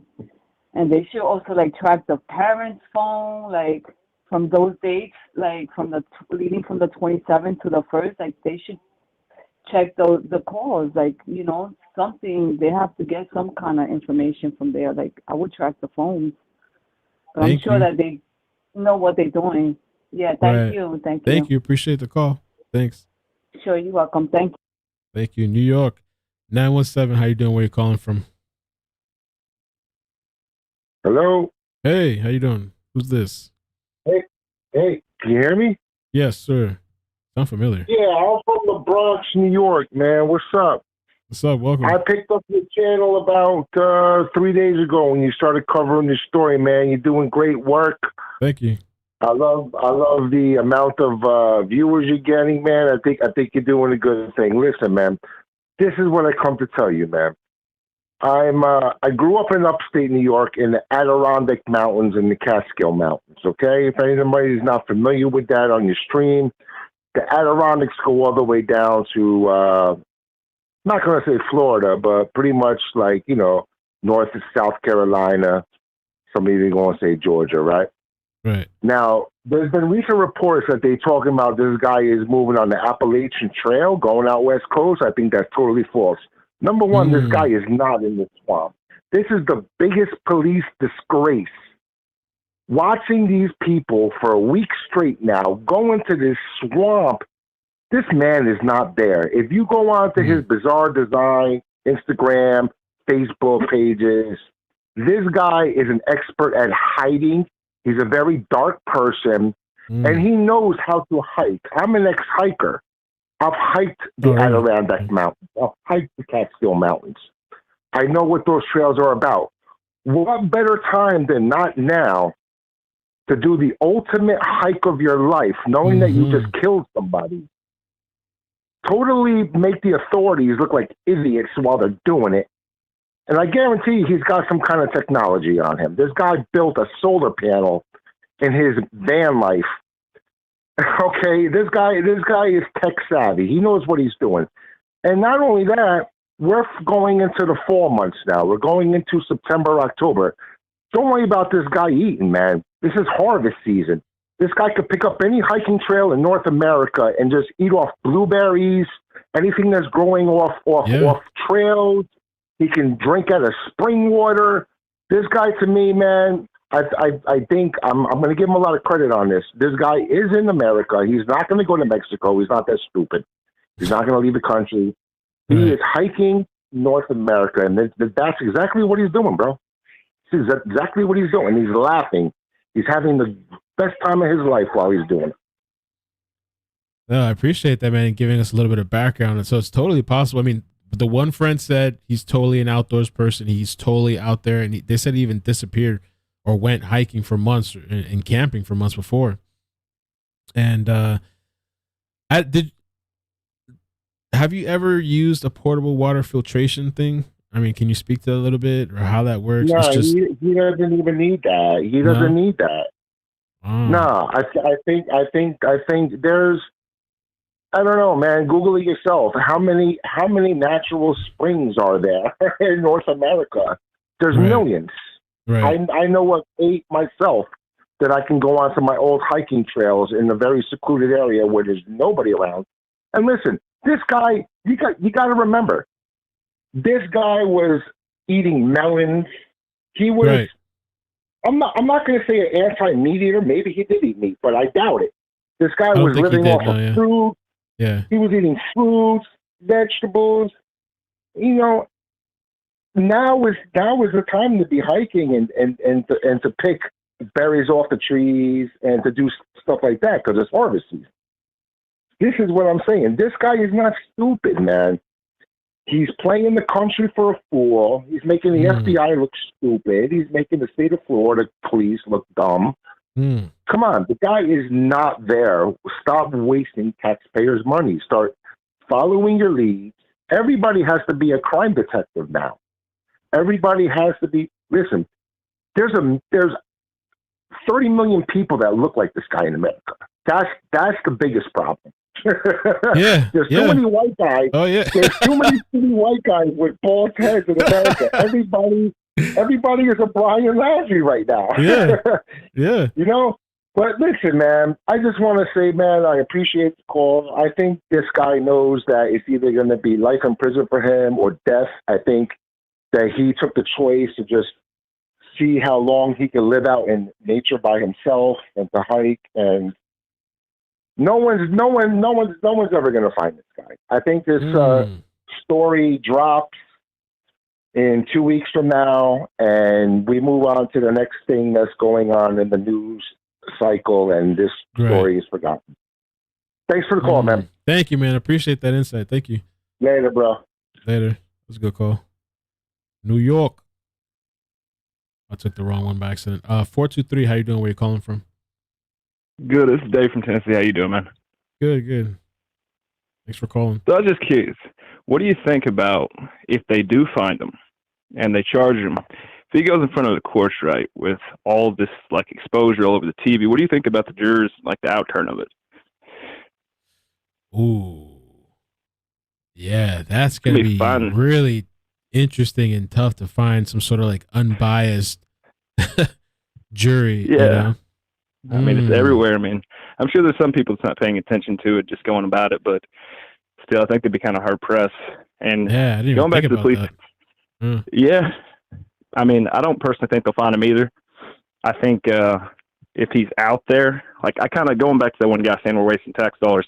I kind of feel like if they're out there long enough, maybe there is evidence, like they're following some kind of trail or something. But being a narcissist like himself, I don't think he's going to be able to stay out there by himself for too much longer. But going back to the body cam footage with the law enforcement and them investigating it, I understand, you know, they probably could have done a little better in that situation. But I think at the same time, like them being from out of town and dealing with domestic disputes all the time, hold on a second. Excuse me. But I don't think a lot of people are giving them a break on that situation. Because I think pretty much they didn't have anything to arrest Brian at that time because he didn't have any marks. And in these domestic situations, you've got people that if they're not saying he hit me and they're protecting the other people, they can't really charge him with anything. Brian Therefore, they're just looking for a way to get her off. Yeah, he did. But I'm saying on terms of her, she didn't have any marks on her. Right. Yeah. So they did have the call, but they have her pretty much saying, he didn't hit me, I started this whole thing. And then you've got the call where he said that, you know, he was hitting her. Right. So I don't know about that situation. I think they handled it to the best they could. It's unfortunate. And if you really think about it, if they would have arrested her in that situation, the dad probably would have got the call about that, bailed her out and got her home. That's true. That is true. That's a good point. So it's very unfortunate. I hope they do find him. But I personally don't. You, man. No problem, man. I appreciate it. You too. Take care. No problem. Thanks. That was a good call and good question as well. Both two good calls. 270. How you doing? Where you calling from? Hello? Hi. Hello? Hi, it's Shelly from Kentucky. Hey, Shelly. Welcome. I was just thinking that the parents, they had enough time to like take him somewhere like Kentucky or Tennessee, the mountains or something like the Appalachian Trail or somewhere, and you could get by for a long time hiking over there. And there's even like little communities and colonies that are there that get by. They never even go down to the cities or the towns around there, and they just survive off the land. I don't really think he's in the place they're searching. I think they have to know, because I mean they're the police. They have to know. If we know he's not there, they have to have an idea he's not there. They're searching for some other reason. I don't know what the disguise of searching is, but there's got to be another reason they're searching there. They've got to know. And also about the Stan text message, maybe she called and left the grandpa message, and that was her way of saying, calling him Stan was unusual, so alerting the mom without letting Brian know or something. And maybe they should check the grandparents, the grandpa's voicemail. Maybe there's something there. Right. Okay, awesome. Thank you. Appreciate the call. Yeah. Thank you. Thank you.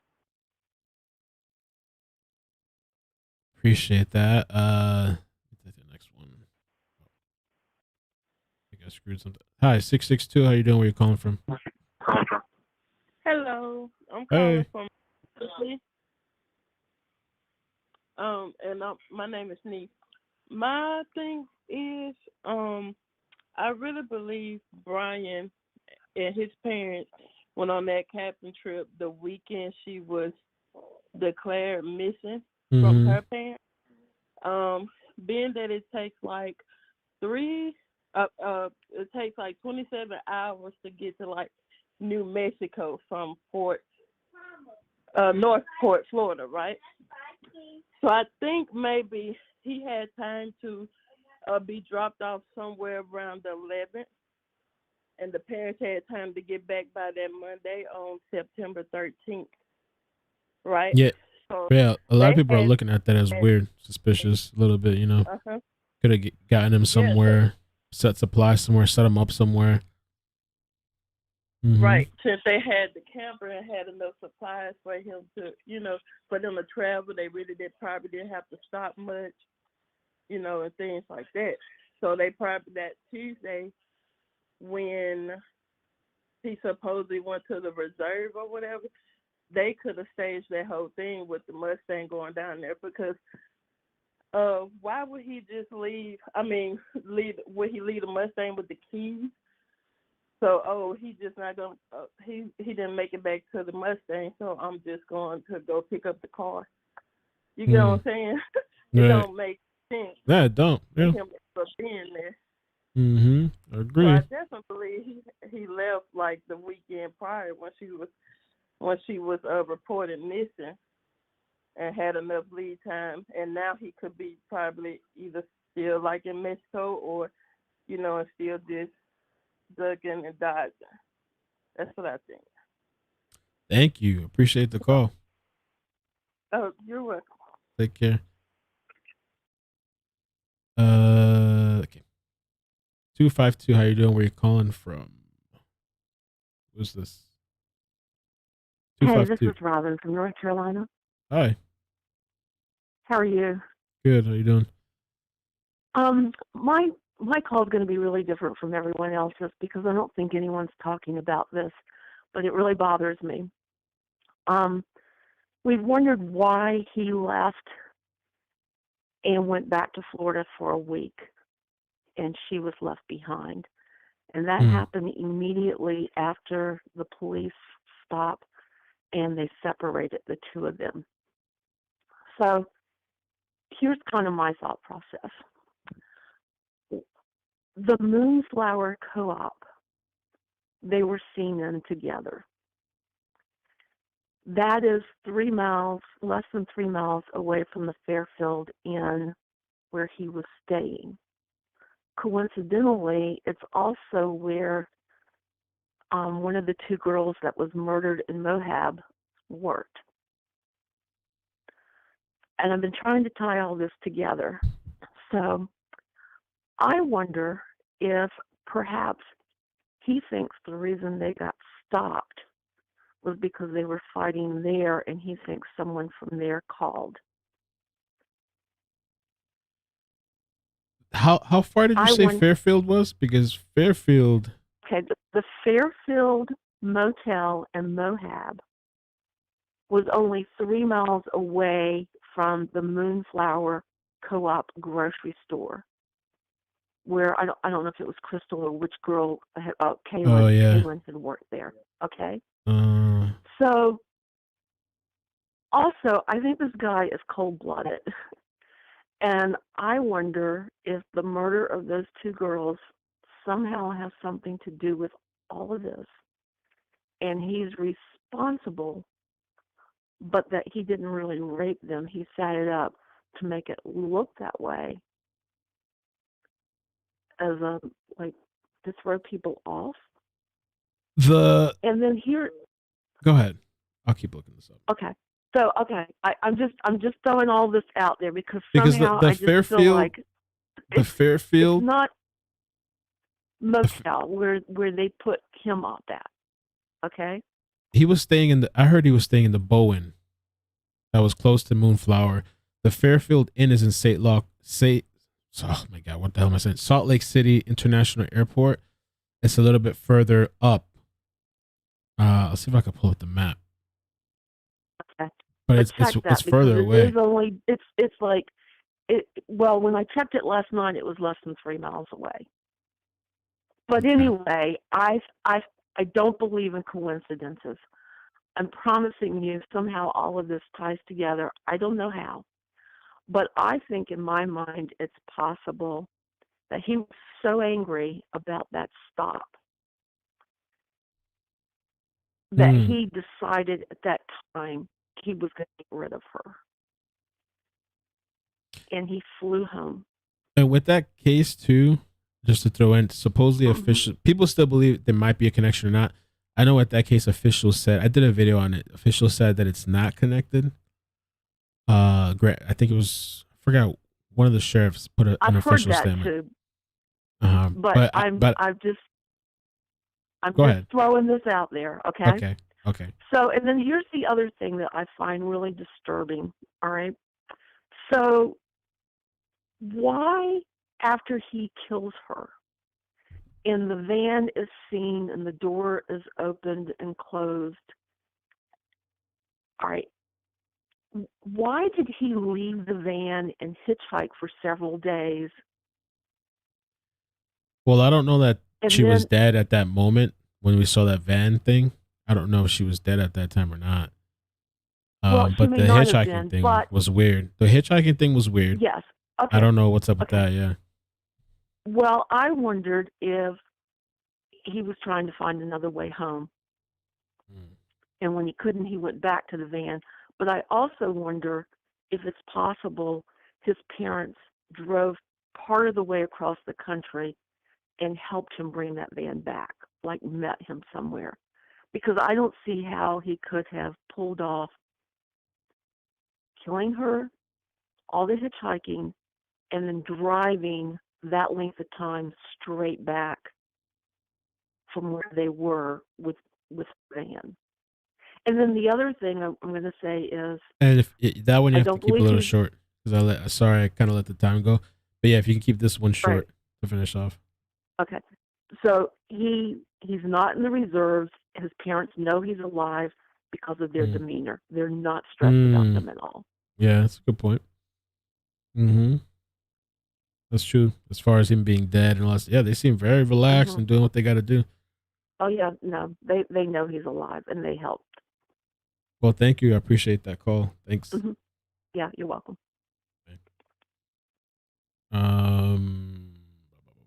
801. How you doing? Where you calling from? Hi, I'm calling from Ohio. Ohio. Hi, how you doing? Yep. Now, I've lived in Utah for a couple of years, and so I've tried to hold back an opinion and just watch everything because, I think at first people were wondering if Brian was still alive or whatever, and I've been kind of looking things and and realizing things. And I did notice that during the cop video, the body cam video, that he was very shaky, and he didn't want any water. He didn't want to touch anything. And as a victim of domestic violence, they might not have even had anxiety or OCD. But if you're in a situation where you're about to get arrested and you're freaking out, you're going to say anything that protects the other person. And so I also noticed that when he had somewhere to go, he was jubilated and didn't give a rat's ass if she was in a van. Mind you, she had a fear of being by herself because she wasn't as outdoorsy as he was. Right. And if they've been to that Moonflower restaurant where one of those girls are missing during that week, were the girls already missing by that time? I'm sorry, what did you say? The other two girls? Were the other two girls already missing? They went when they missing. Were at the Moonflower? The last time they were seen was August 13th at the bar at nighttime. They left around 9 p.m., 9:30, and that was the last time they were seen. Their bodies were found on August 18th. Now, when were Brian and Gabby at the restaurant? Like, was it the after restaurant the you're saying? 13th? I can't even remember. The restaurant? That I forgot. I'll see if this person. When was the dash cam video? The dash cam video was August 12th. So the girls weren't even missing yet. So we can't tie those two together. But because I was thinking, well, maybe everyone knew, but the girls weren't even missing officially yet. So at first I thought, well, maybe everyone was talking about it, and she got okay. So I'll just forget about any of that. But with him flying back to Florida, maybe it was intimidation. Because why are you going? Because she did not want to be in the middle of nowhere without him. He was the experienced outdoors person, and it looked like she was more terrified. And when you're a victim, it's like you're scared into being with the person because that's like a phase of the cycle. And she could have just left. She was even in a hotel without him, so someone had some money. He said they had no access to money. Clearly, if he's flying back to Florida and back, that means that he had access to money and let her sit in a van by herself. Right.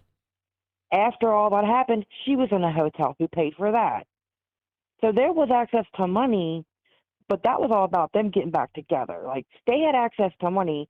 He let her sit in a van by herself, terrified, while he was in a hotel and didn't even have a problem. He could have asked his parents to put her up, especially if it was not really what it looked like, Right.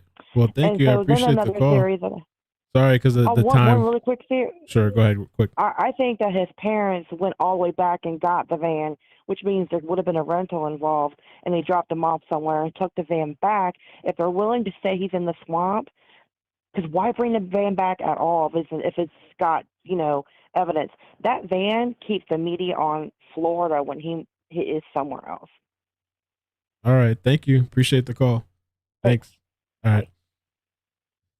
Yeah, the dates. I have a link for the timeline. I have one Facebook timeline that this person posted that I think is pretty good. Camille Bida posted that, and she's been updating it. I'm going to take more calls, but also, what was I going to do? I lost something. The restaurant thing I had pulled up. Here real quick. And I saw people in the chat, thank you, saying August 27th. I don't think that was added to that timeline that I have, but the restaurant incident was August 27th. A restaurant in Wyoming confirmed Wednesday that they saw Gabby Petito and Brian Laundrie come in on August 27th, the same day that Petito sent the odd text message to her mother that sent up red flags. Oh yeah, and this is the Mary Piglets restaurant in Jackson, confirmed in an Instagram post. They spotted the couple. It's not entirely clear what happened at the Tex-Mex eatery since there is no video from that day, but the manager told CNN that there was an unspecified incident. And the witness that came forward that was there, she's the one that brought it up, that got all the attention, that made the restaurant actually confirm it. She said they got into a fight. They were screaming. It was Brian just acting out, allegedly going wild, going off on the hostess, and it was just this whole chaotic scene. So yeah, that's the 27th. Let me take the next caller. 415. I suspended calls for now just so I can catch up. 415. How you doing? Where you calling from? Hi, my name is Diane, and actually I'm in Mexico at the moment, but it came up that number. So anyway, I have a couple things, kind of piggybacking on the previous callers. Okay. I listened to a couple of other. Oh, you're cutting up. Oh, okay, hold on a minute. Okay. I listened to a couple. I'm going to go outside here. So I listened to a couple of other sites. Can you hear me now? Yes. Okay, so one of them is Grizzly Peak or Grizzly Crime Murder Mysteries, a woman from the Netherlands. And she said the Bohan Motel, Hotel, whatever it is, too. That's only like a block away from the Moonflower Hotel. So my understanding is this, that Brian went to he went to the Bohan Motel a block away and stayed the night of August 12th. Kylie, I guess it was, worked with Moonflower. She was there on August 13th. That was the last time she was actually seen. And my understanding from this Grizzly woman is that Gabby had the van and she went to the parking lot, or she went to that Woody's bar, and that was the night, that was where Kylie and the her Woody's wife bar went to, right? The Woody's bar. Yeah, Woody's bar. Okay, hold on. I covered this on a video. Woody's Tavern officially responded on their own Facebook page, and they said they never saw Brian and Gabby at Woody's Tavern. They posted about it and they confirmed. They spoke about the two women, Kylie and Crystal. I did a video on it. You should check it out if you haven't. And then they specifically said, we heard about the incident with Gabby and Brian. There's video footage of Kylie and Crystal and her other friends in the bar. The restaurant stated that Gabby and Brian were not in there at Woody's Tavern. So it's just really important. If you type in on Facebook Woody's Tavern, you can look it up and you can see the statement, the official statement they put out on that. Well, unlike the other woman, I think that was just calling before me, I still think there's no coincidences here. It's just It's weird, yo. It is weird for sure. Yeah, no, I totally understand. The Moonflower Community Cooperative, Kylan worked there, and this is where, or outside, I guess, this is where the incident happens with Gabby and Brian. And they're all in close proximity, and it's a small town. I've wondered myself, is it possible? Have they, met or whatever, or said hi? But they said officially it's not connected. Yeah. Something else I saw was that a post somewhere that said that perhaps Gabby had spent the night with those women. And I mean, why not? She's kind of a social person, right? So she spent and she saw them, and that they were. She was a witness to that murders. That's. I haven't heard that. I mean, if you can send me the post, if you can email me, and I'll check it out. But I haven't. Actually, I think it was when I was just watching your show about less than an hour ago. It was along the side there. I was reading it really fast because you have to read it really fast in order to be able to read it. But I read it when I was looking at your show within the last hour. Okay. All those different comments on the side and the far right. It was over there. Yeah. Okay, maybe somebody said it. It was over there. Okay. All right. Well, thank you. I appreciate the call. You want to say one more thing? The other thing is that one more thing. Yeah, I think that her family. My God, she had 6 siblings. None of them seemed like they never came forth or tried to put. If it was my mother, because I'm a survivor myself, and and so my mother would have. I survived, but she didn't have to. But the point is, she would have done something within 72 hours. She wouldn't have waited until. I don't know, whatever it was, September 8th or September 9th. The best person in that whole family of Gabby is her stepfather. Her father makes these things, I'd fly my own plane. Well, dude, why didn't you fly your own plane a lot earlier than now? I mean, so the stepfather was the best. He's the hero in that family. So the 6 siblings, what do they care? Yeah, that's what they do. They don't seem to care. Okay. Appreciate the call. Thank you. I've suspended calls, guys, so I'm taking the last calls that are on the line right now. There's 7 calls. Try to stick to the 3 minutes. I'm going to check for some updates as well, and I have a new video dropping for you guys right after this. I stayed up late just so we can give attention, check out the story with Jelani Day. That's about 16 minutes long. It's not a long watch. 954, how you doing? Where you calling from? Hey, it's Anthony from Fort Lauderdale. Anthony, what is up, man? How you doing? How you doing? Real quick, I put a video out. You're not going to believe this. On the 19th, I'm sitting at McDonald's Gulf Ocean Mile. I have my window down. I'm listening to the story that they found the body. I took a shot of a gentleman who walked by me with shorts, brown shirt, backpack, black socks, black shoes, and a baseball cap. Listening to the same thing, and if you notice, if you look at my video under ZIEMBA, Anthony ZIEMBA on YouTube, I took a still shot. That's how startled I was. Then he walked over to a Range Rover where I got a video of him going into that at a very steady pace, but very in tune to the news bulletin that he was listening to.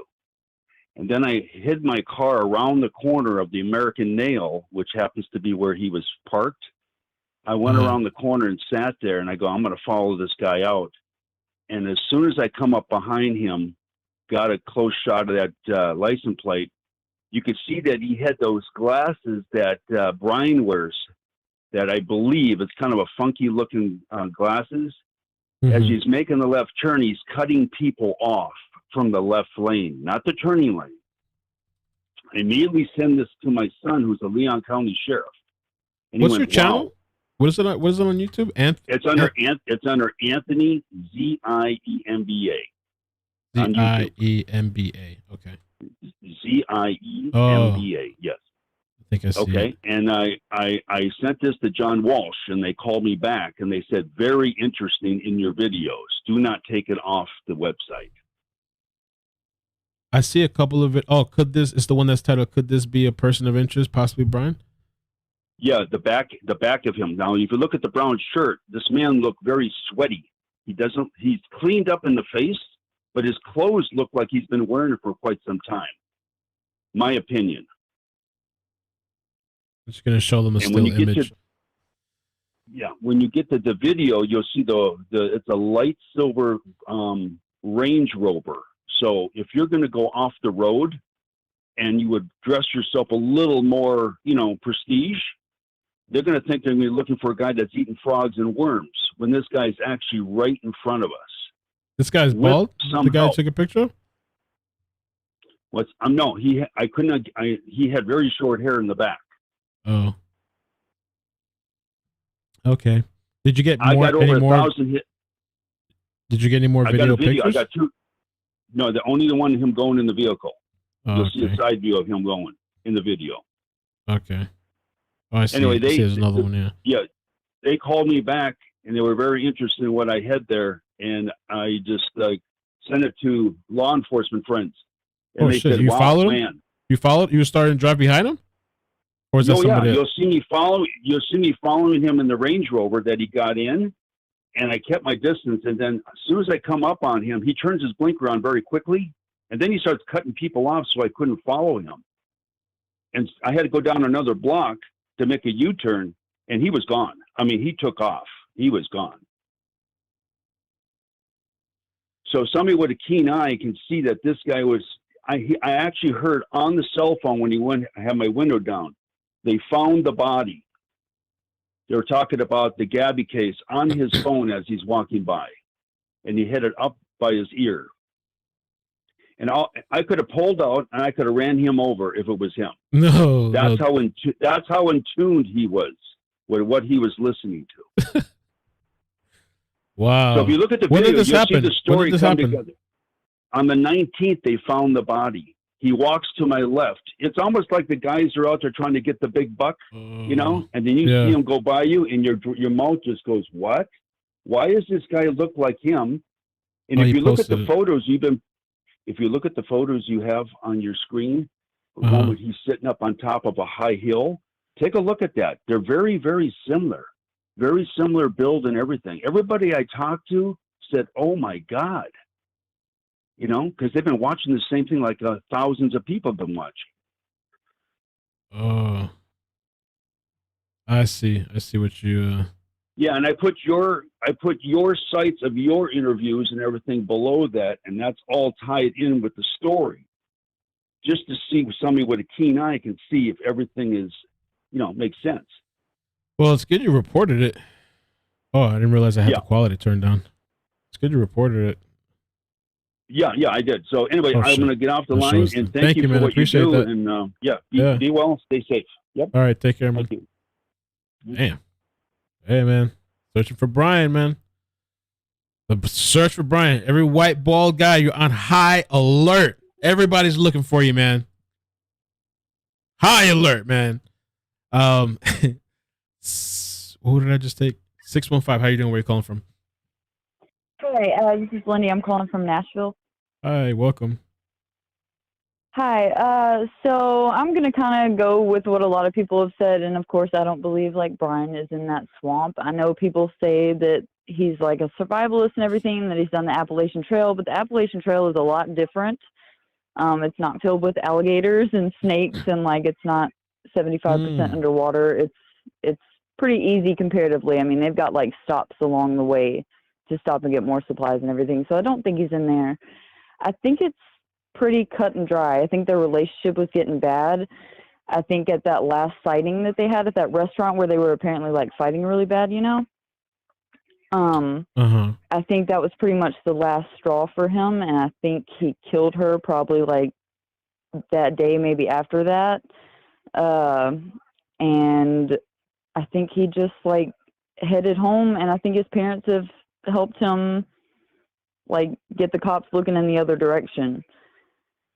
I think it's like pretty simple, you know. I'm pretty positive he killed her. I think everybody else is too. I don't know about the killing, but it seems like it, or he knows at least in the very least what happened, I would think. Yeah, have you seen the footage of the van? You know when they're coming up like really slow, and then they've got a view from the back as well after they go past it? Someone else has taken that video and zoomed in on it, and like the passenger side looking through the front window, they slowed it down and like enhanced the video, and you can see Brian peeking up from between the seat, the passenger seat, and the like passenger side window from the back. I saw that still image. Somebody sent it to me. If I can find it. Yeah, and that just screams suspicious to me. Like maybe something had already happened. I know her flip-flops were like out behind the van, and those are the flip-flops that she was wearing in that video that they got stopped by the cops.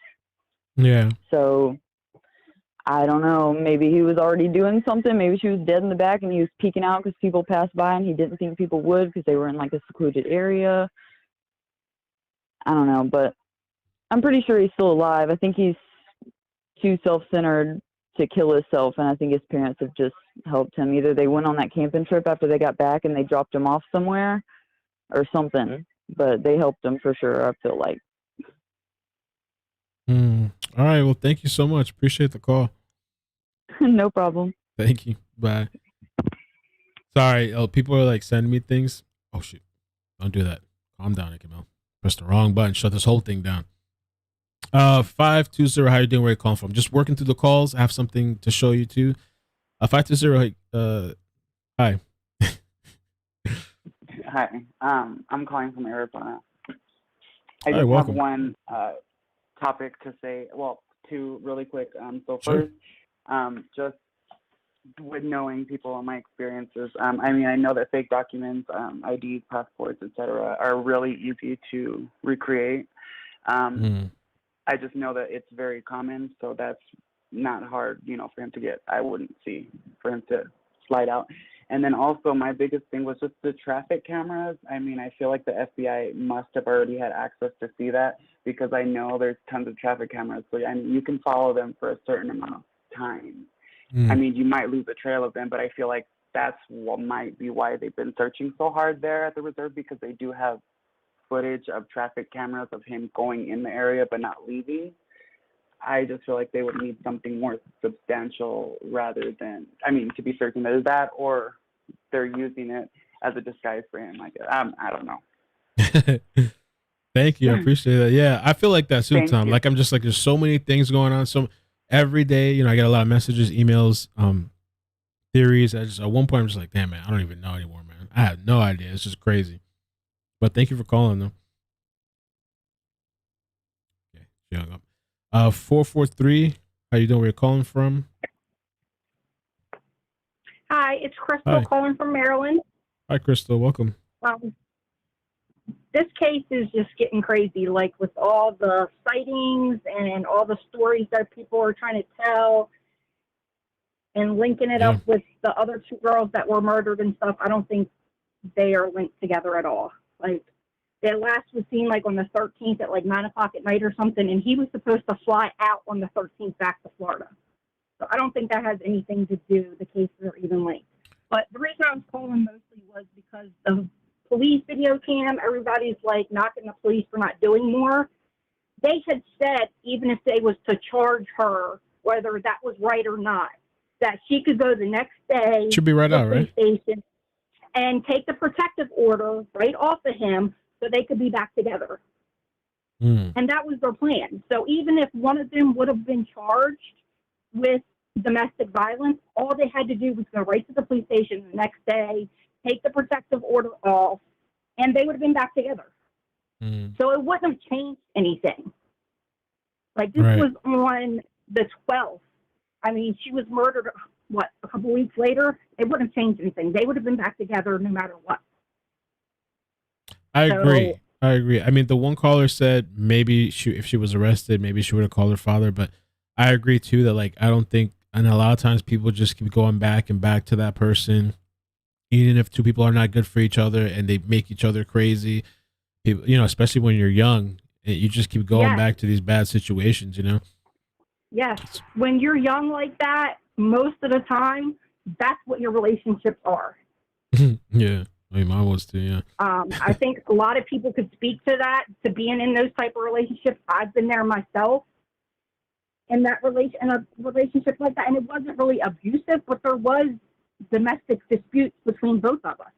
And things can just get crazy. And just some of the callers with the stuff that they're saying with linking everything together and just different stuff is crazy. All these different sightings, and half of them I don't think really looks like him. So. But that's all I got to say. I'll let you get to some other callers. Thank you. Appreciate you holding too. Bye. Yep. Okay, 3 more callers. Just gonna keep going through them. 718. How you doing? Where you calling from? Hi, my name is Betty. I'm calling from Brooklyn, New York. Hi, Betty. Welcome. Thank you. And I was talking to a psychic medium yesterday, and we were talking about this case.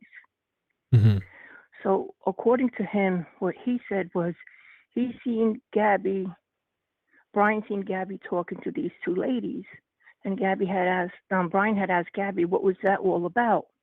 So I don't know what her response to him was as to what the conversation they were having was about.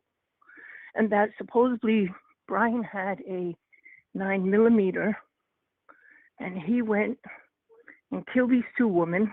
Everybody says it has nothing to do with him, but according to him, he killed these 2 women, and then Gabby was a witness to it, and he wrapped his 9mm gun in a bloody T-shirt he had, from what he says, and I forgot where he said it was somewhere on a cliff where it did have water, where he threw that off. The gun wrapped in the T-shirt, the bloody T-shirt. This was from a reading, you say? It was like a live conversation with like thousands of people in the room we were having with him. And yeah, so he says Gabby was a witness to it. So he said that being that Gabby was a witness to it, he couldn't let her live. So he killed her, he said, by snapping her neck. Okay. Yeah, and she ended up in some red duffel bag that he had stuffed her in. Okay, that's what he said. And I said, why don't you bring this to the police then if you're so sure of all of this and where the weapon is? Let them find it. He says because the police don't like dealing with psychic mediums and don't believe in them. It's true. Yeah, the police don't. Yeah, so he says, if I was out there and on this trail where I'm saying this gun is, but I live in Canada, he says I would be able to go out there myself and find it. Okay. Off that topic, you remember the videos you showed that day of the van being on the side of the road with that family that was recording it? Okay. And if you slow that video down, It looks like there's trees in between, but if you focus from the back door and slow that video down, looks like there's a person in the field. No, not even. Oh. You can see in back of the van, the doors. You can see that they were open. Yeah. And as that family that was recording is approaching closer to that van, you can see that somebody closed that door. Right. We covered that. Yeah, we covered that. Okay. That was a guy enhanced the video and he slowed it down, and the van door was open and it closed. Yeah, and then those slippers that they're saying it look like Gabby's, they didn't look like her slippers. They actually looked like his. Right. All right. Well, thank you so much for the call. Appreciate it. All right. Thanks for taking the call. Thank you for calling. Thanks for all you do. Right. Thank you. All right. Bye-bye. Okay. 2 more callers. 575. How you doing? Where you calling from? Hi. I'm calling from Boca Raton, Florida. Hey, welcome. And Florida. I just wanted to comment on a previous caller's comments about OCD. I've worked with a lot of patients in like the clinical psychology department, and I noticed in this case they were talking about domestic dispute and whatnot, and individuals with OCD are not they're not genuinely violent people. And coming from somebody who has family members who do have OCD, and I've worked with people, this is just personal experience. I'm not, completely ruling that out, but I highly doubt, this was like a violent dispute on her part. And my main, idea on this whole take of what I'm discussing right now has to do with how, the government officials, they failed her, and the cops failed her. And so if you look at the video and watch Brian and the cops talking, they literally ask him, do you have a phone? Right. Like, can we see a phone? And he's like, no, I don't have a phone. And then he 5 pulls out a minutes phone. later, he pulls out his phone. And it's like, that's what's so, odd about this entire conversation between the cops and him and her. Right. Her, initial reaction was fear. She was anxious. She was dealing with cops. Like anyone, talking to the cops gets shaky and, anxious and whatnot. But she also just got done with an argument or an altercation with her partner. Right. So from what she's saying, I don't think she personally has OCD from, how her dad clarified that and whatnot. Right. But a lot of people will say, oh, I'm so OCD, I like things a certain way. Right. They use that term very loosely. So I Kind of don't like think an that anxiety. People use an anxiety, the term really used loosely too. Some people get it Exactly. really, really bad. Tachycardia, like the works. Some people, it's like, I have a little anxiety about something. So it's different levels and different interpretations, and some diagnosed, some undiagnosed. Absolutely. Kind of And stuff, I guess.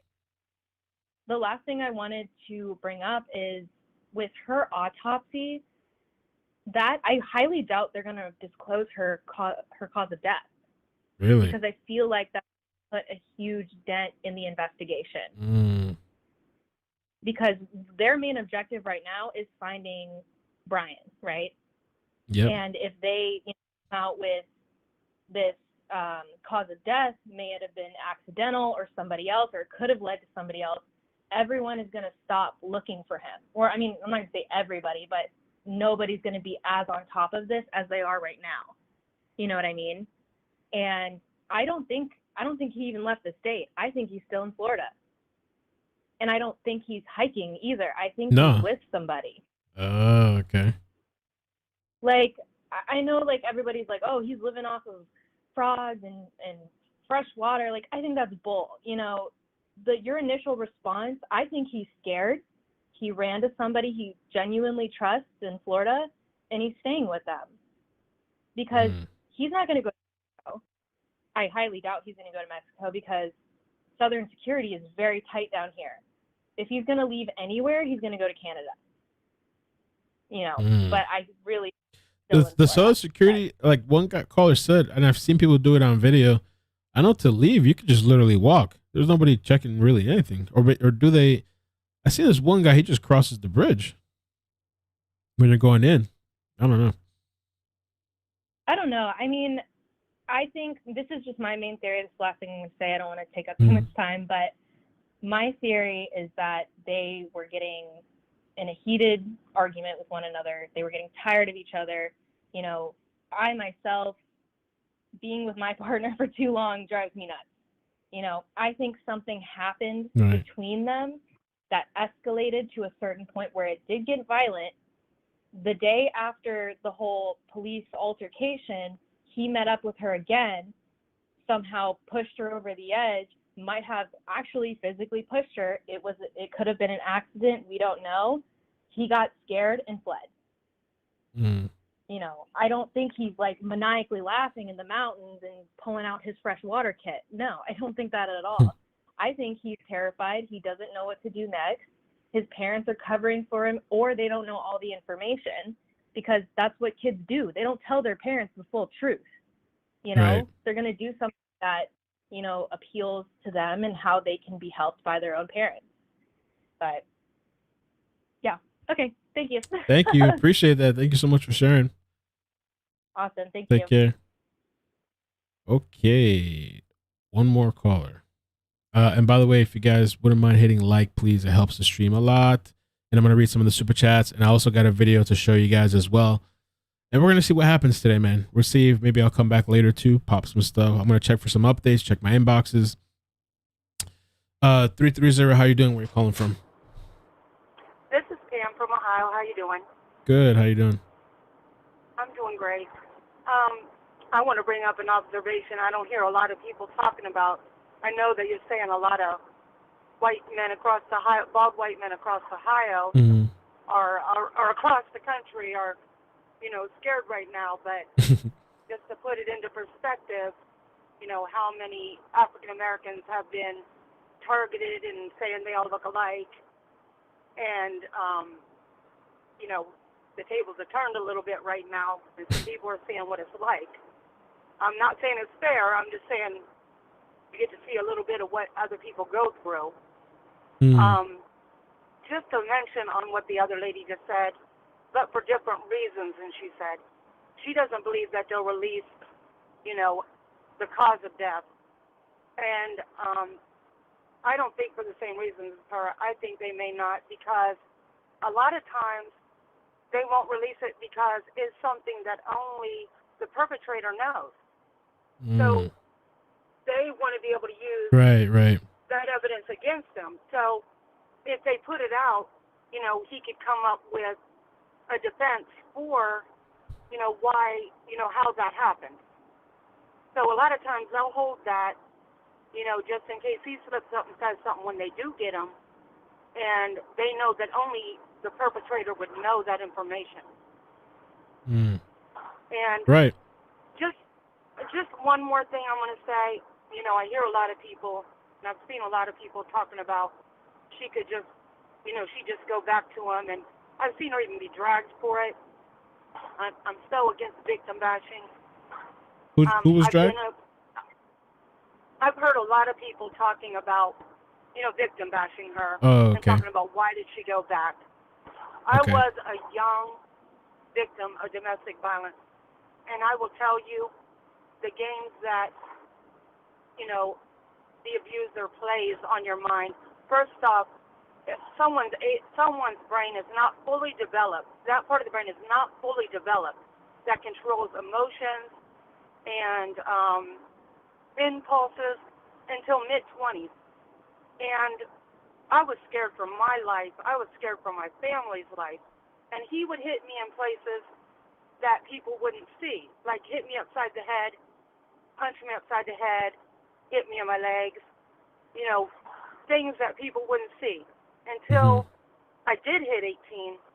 And I genuinely feared for my life. I really didn't believe that if they put him in jail, they'd keep him there, and he'd find me, and he'd kill me, or he'd kill my family. And they can really put you in that mindset. And I do even recall, because I was from a small town, when I did finally tell a police officer, you know, that he did hit me, and it wasn't, you know, while he was there, but just talking to him on the side, he said, "What did you do to deserve it?" And I found out that he was an officer that beat his own wife. So you that even just reinforced it in my mind that, you know, I'm not safe. He could kill me. And when I did leave, I had to run, and I had to make a plan to get away. And I think that it was escalating, and she was supposed to meet her friend in a few days. The abusers try to separate you from your family and friends. He was afraid she was going to start talking now because it was escalating. And the most dangerous time in a domestic violence situation is when the victim tries to leave. And I think that he knew that there was a chance she was going to leave and that somebody could find out about just how bad he was. And that put her in a horrific, dangerous situation. I believe she was killed on the 27th. I could be wrong. After the escalation at the restaurant. I believe that that was when she was killed, or shortly thereafter. Thank you so much. Appreciate it. Thank you for the call. Appreciate it. Okay, let's talk about some things. Oh, the reference to with the white bald man thing. I say that kind of jokingly. I mean, I hear what she's saying. Because it is kind of crazy to see all these different sightings and all these people sitting at a restaurant, people here, people there, people in the woods. You got cameras out with the deer cams. I'm like, wow, this is white bald men everywhere. Hunting season. Kelly did a nice, interesting thing. Now, there was a fake post on Twitter about that Brian's body was found in the bushes. And she did a Google reverse image search and found where that person took the original picture from. So just to show real quick too, this is from 2016. Oop. All these ads. This is from 2016. Somebody took this image and then posted it on Twitter and said Brian was found. So interesting, good catch. And so it's a completely different, unrelated thing, but they took that picture, you know, and then posted it. That Twitter post that was sent to me. I wouldn't be surprised if that post goes viral. Somebody in one of these media companies or reporters are going to have to probably respond to that. Another thing too, somebody sent me this. See, I did Jelani Day last night. I'm a little tired today. I stayed up super late, like 3 a.m. Woke up early again, you know, school, my daughter, take her to school. So I'm a little rough today, but I was thinking too, I'm going to be looking at some stories in that area or just in the mountains or just looking at different things. But this one, somebody sent me this. Let's see.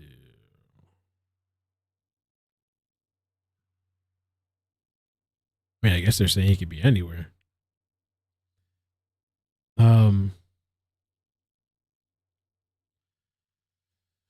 Suspect could be in Colorado, considered armed and dangerous. August 24, 2021. And I think it would be for like Kylan and Crystal would be interesting to kind of just look at different stories in the area. Weirdos. There in the video originally that I did, there was some guy too in the San Juan County. It was in Colorado, but some other dude, I don't know if this is the same guy, but some other dude living off grid. He had all kinds of swords, hatchets, knives, crossbow, camping illegally on somebody's property. He had been, I think, locked up several times and let go, and something for meth as well. And so this is another situation, I guess, 8/24/2021. Somebody sent me this. Authorities are hoping for help with tracking down a sex assault suspect. Eric Moses is considered armed and dangerous by authorities. A photo of Moses is at the top of this article. Moses has an active felony warrant for sexual assault with a bond of $50,000. Investigators believe Moses could be in the Keystone area, but he also might have ties to Four Corners area of Colorado near Cortez on the southwest side of the state. May also have connections to several Indian reservations in South Dakota and California. The county sheriff's office believes Moses could be armed with a .45 caliber semi-automatic handgun. If you see Moses, you shouldn't approach him. Contact law enforcement. And I had somebody the other day, I'm going to have to go through and search. There was another story of some other person that was like dead out there in the mountains.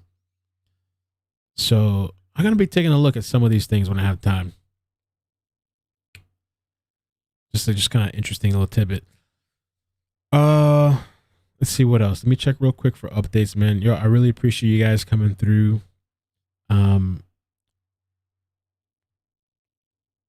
This I saw on Brian Enton's Twitter.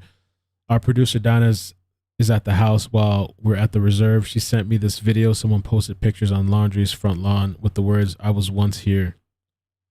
There is also a picture of Gabby posted on a tree. Gabby's pictures on their front lawn, and it says, "I was here once." Media's out there 24/7. If they get groceries, if they go anywhere, if they leave, come back, they got eyes on them. Let me look at get through the super chats too as well. I missed quite a few.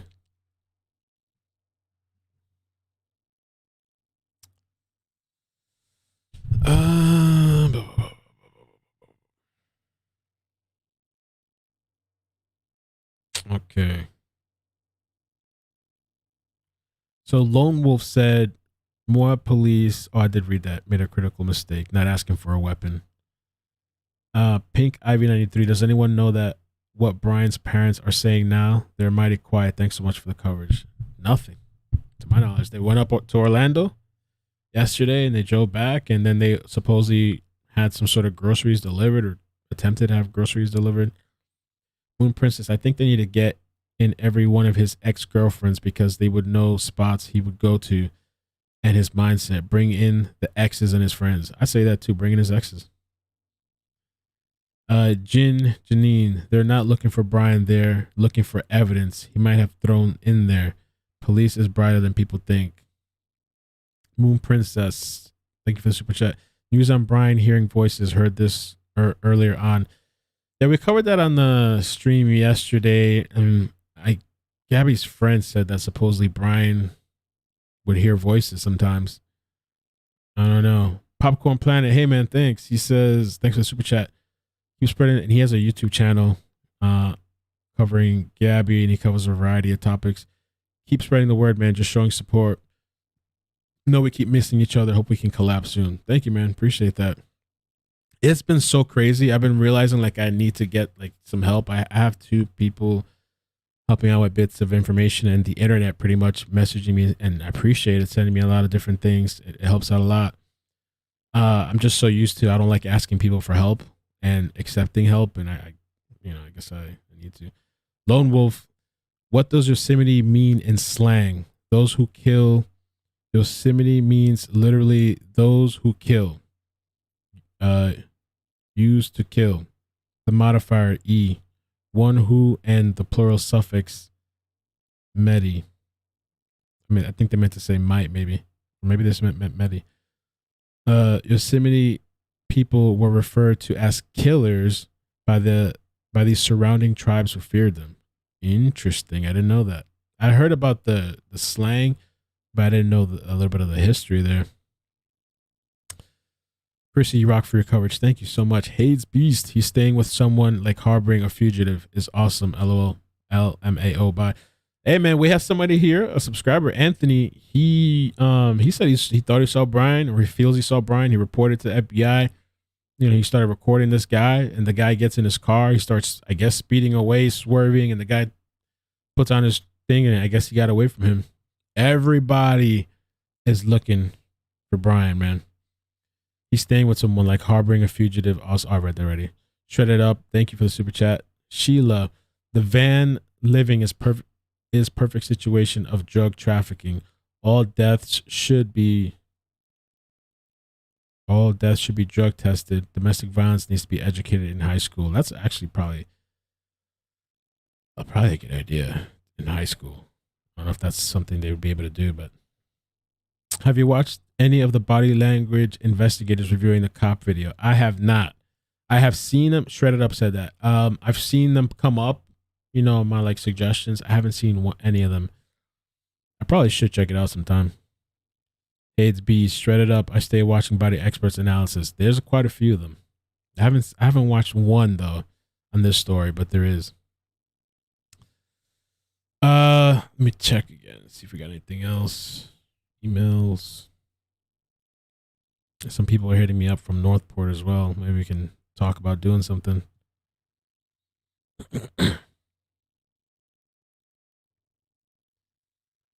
Somebody said, I just got online. I was watching you live. My aunt told me she saw on TV that Gabby's neck bones broke. I haven't heard anything about that. I'll check again real quick, but let's see. No, I don't see nothing about that yet. Nothing. All right, so what do you guys want to do? You want to go over to the new video? Let's see if there's any. Maybe we should do that, and then I'll come back later. Oh, look, there's a little update here. Let's check this out. We've been deploying all the resources that we had available to find them now, as we did on day one. We've been deploying all the resources that we had available to us, all the staff. Guys, don't call, their please. drive to find them on day one is the same as today, regardless of the warrant. Well, the warrant doesn't change anything for us. We're working as hard to find them now as we did on day one. We've been deploying all the resources that we had available to us, all the staff, and these guys, their drive to find them on day one is the same as today, regardless of the warrant. The staff that are out there searching, they get home and they're exhausted. They're out here working as hard as they can. And I tell you, the only break they have during the day is when they come back to get a bite to eat, and then they go back into the wilderness and they hit it hard again. When they get home, they shower, wash off the dirt from the day, and that's probably about the amount of energy that they have before they have to wake up and come back out for the next day. But it's wearing. I mean, this is wearing on everyone. This is wearing on everyone. Everybody has a level of stress. Everybody has the drive, and that's really what's carrying us through, is the drive to try to find Brian and try to put closure to this investigation. What are the types of areas we're looking through? We're looking through wooded areas. We're looking through bodies of water. We're looking through swampy areas, and we're deploying the resources to be able to do that. We have air units, we have drones, we have the swamp buggies, air boats, multiple law enforcement agencies. We have ATVs, we have UTVs, and we have officers on foot as well. So we're deploying every resource to get through any terrain that we encounter in our search areas. Why is it important? I mean, we're certainly hearing a lot of feedback that we're wasting our time. Why is it important that we do this? So what I would say to the public is there are many, many more resources we're deploying in here other than the search efforts that we're seeing here today. We have investigative means, we have other technology. Agencies are issuing search warrants for data, whether it be social media or some other investigative means, and then we do the search. So we're not wasting our time out here. We are doing our due diligence to find Brian and an area that intelligence had led us that he could possibly be in. And find Brian. So, okay, it's up to you guys. What do you guys want to do? We can do calls again if you want to hang around for a little more, or if you just want to go to a new video. When I say new video, it means I'm going to move you guys from this stream to a premiere of a new story that I did. Kind of a little thing that I've been doing lately. We could also maybe come back later too and see if something comes up, or I'll do an update video. So I'm just going to post in a poll. You guys tell me what you want to do. Let me take a look real quick here too.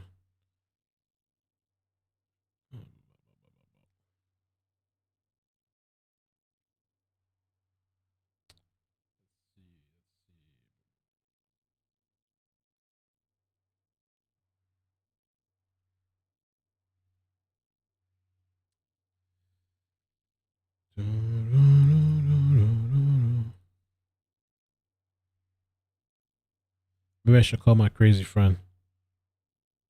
You still working, bro? Or you're not working? Excuse me. Let's see.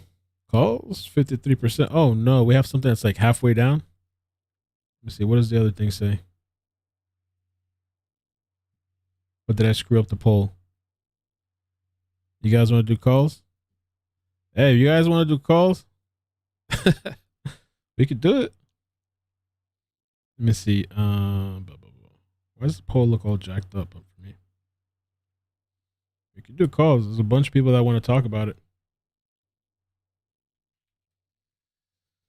Let's talk about it.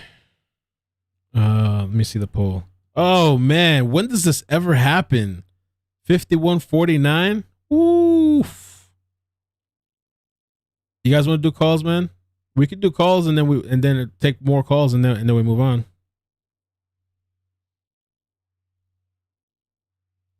People are like, please no calls, please. Hey, iCkEdMeL. Just calling it. Lakeside, can you email me? I can get you in. Calls. All right, man. Let's do it. The chat's saying calls. Are you guys voting? All right, let's do calls, man. Let's do calls.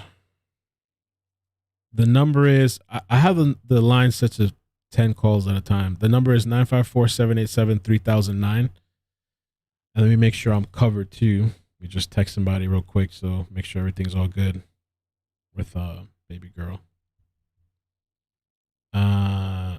So again, 954-787-3009. We got people calling. People want to talk, man. People want to talk about this. So let's hear it. 714, how you doing? Where are you calling from? Hi. Hi, calling back from Orange County. I called in earlier on the cell phone information, but I just wanted to go over more information about the Jessica Schultz tip.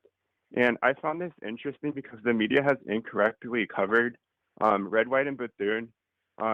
They called the FBI on Saturday night. Jessica Schultz called the FBI, and she was also with their friend, and they called in back on Thursday morning. So the FBI was already looking in Spreadside Creek back on Saturday morning. So I think the media is incorrectly covered. Like, hey, Red, White, and Bethune was doing it, but Jessica Schultz, like I said, it was way back on Thursday she led the tip in. And also, there's another tip that the local news channel there was like KSL. Don't quote me on that, but the local NBC station in Wyoming that said they got a tip back on September 16th that I don't know if you guys remember this, but someone covered in a YouTube video that there was 2 elk hunters there, and they remember seeing the van on the 29th. So I find that very interesting as well. Have you heard anything else with any sightings on the 29th? Off the top of my head, I can't really think right now. Oh, God. I thought the 29th, well, yeah, August 29th, I thought that was that person that Brian got in the back seat. Yeah, Jessica Schultz, she said on her TikTok comments, she answered and someone asked her, and she said she still saw the van there, but it was up until like something like 11 a.m. So someone should get in contact with the witness that talked to the elk hunters and figure out what time they saw the van there, because I feel like that would help more towards the investigation, even though it's probably more or less likely that she got murdered the day before on like the 28th. Okay. All right. Thanks, man. Appreciate the call. And then the other thing I wanted to talk about is we've obviously, Rose came out yesterday with the Daily Mail, and she did an interview with people as well, saying that, he's been camping on the Appalachian Trails before for 3 months. So I feel like if he's going anywhere, he's going to go to the Appalachian Trails, because if you look at who was the famous bomber, Eric, what was his name? Eric Robert Rudolph. He camped out in that same area for 5 years before they found him. Oh, crap. You guys need to research that, because that was the most expensive manhunt in history, and he survived in the North Carolina mountains for 5 years, and he lived off the land and stuff. So if he's going to go anywhere, he's going to go on the Appalachian Trails, and knowing that I can see, internal carrier maps, the cell service up there is very spotty, and all he had to do is, hey, Brian's parents, all they have to do is they go on OfferUp, they go on Craigslist, they buy a prepaid phone. That way there's no record of them ever buying a prepaid phone at like Best Buy or anything. Thank you, man. That phone, and then he could pay attention to the news. So appreciate that, man. Thank you, dude. Appreciate it. Thanks for calling back. All right, man. So he got to 3 minutes. We're sticking to the 3 minutes. We're gonna take a couple more calls for a little bit more. I definitely am still gonna premiere the video after this, but I have a little bit of extra time. So 941, how you doing? Where you calling from? Hey, this is Chris. I live in Inglewood, about 20 minutes from Northport. Can you hear me? Yes, sir. I hear you. Oh, you live Okay, 20 minutes from Northport? Okay, cool. Yeah, I mean, that's really not related, other than I kind of know this area. And first, let me say thank you for what you do. I think we all love your work, so thank you. Thanks, man. Thank you. I just wanted to say this is everybody's got a theory, but I think about it like if it were me and I wanted to run from this area, the Everglades is like 2 hours away and it's over 4,000 square miles. And there's a history of people successfully hiding from the military. There's whole tribes of Seminole Indians that hid in there in the 1800s, along with big bands of runaway slaves that ended up joining up with the Seminole Indians, and they were given honorary tribal membership in perpetuity because they were able to go down in the Everglades and indefinitely survive until it was safe to come out. So to me, I think his parents took him in the camper. They went down south of Naples or somewhere across Alligator Alley, dropped him off, and he's in the Everglades. And from there, he could survive indefinitely, or he could try to make his way to Cuba. That's just what I think he would have done. Thanks, man. Appreciate that. Thank you for the feedback there. Thank you. Keep up the good work. Thank you. Man. Bye. Interesting. 314, how you doing? Where are you calling from? Hi, I'm calling from St. Louis. Hi, welcome. Hi, I don't know if anybody has really talked about it yet, but in the video where they show the van, right before you see the van, there's like a red camper and a white truck, and it seems close to the van, and I just wish those people would come forward if they haven't already. I'm not sure, because I feel like they were so close they may have seen something, but that's all I had. Which video? In the video from the red, white, and the thing. Right, where they're driving by slowly. Yeah, but a little bit before that, like. When they're driving down the road. Oh yeah, okay. I see what you're saying. Yeah, maybe but it maybe seems they. like it would be lined up. Kind of by where the van was. I just hope those people come forward if they saw anything. But yeah, that's all I had. Thank you. Appreciate it. Thank you for your coverage. Thanks. Bye. Thank you. Bye. 917. How you doing? Where you calling from? Yeah, I'm calling from Nashua, New Hampshire. Hey, welcome. My name is Dave. I just want to bring a couple things to light. I want to say that number one, this FBI debacle, along with the Northport Police and the Florida State Police, searching the Carlton Reservoir is a total sham. I think Brian is not there. I think for all the resources that need to be wasted on this investigation in the Carlton Reserve needs to be paid out by the parents of Brian Laundrie. I think they are the ones. Listen, Brian flew home from a trip with his future wife. What? First of all, how do you do something like that? This is your future wife, and you're just flying home, and then he was like caught spotting doing some like shady yard work with his pops in the new camper in the parking lot. And then like a neighbor or two saw him, and then like the whole Mustang debacle, and they towed it out of there anyway. Right. When it's all said and done, I mean, they're going to jail too, and they know it. And that's why people were so flustered about how when Brian came back and took a flight, and his girlfriend was staying at the Fair Ends or something like that in Fair End Hotel. Salt Lake City. Yeah, Salt Lake City. So, I mean, that whole thing right there is like, hello. And then, you know, the FBI moves in, and they don't have no probable cause, but, you know, you have a missing persons van. You have 911 tape now, which I don't. You know what? I'm gonna be honest with you, Ick. I don't think that 911 tape is legit, man. I've heard some people say that. I've very few. I think that's totally fake. I think that's something that's put in afterwards because they came out with the Axon body cam footage, and I think that 911 call is bullshit.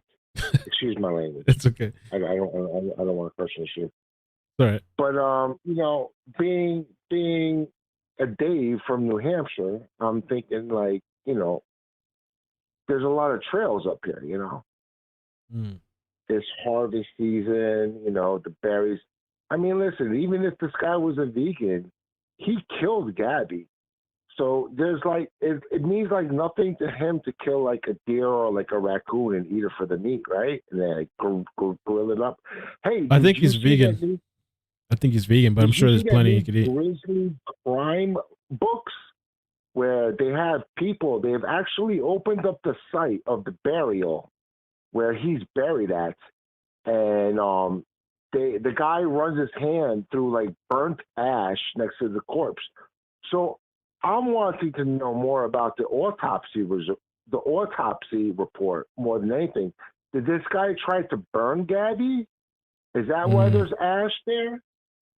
Or is like a campfire near the? I'm not sure about that. I've heard speculations that there's bullets and there's 2 people that got killed 2 weeks before, and he had a gun. No, I don't think this guy had a gun.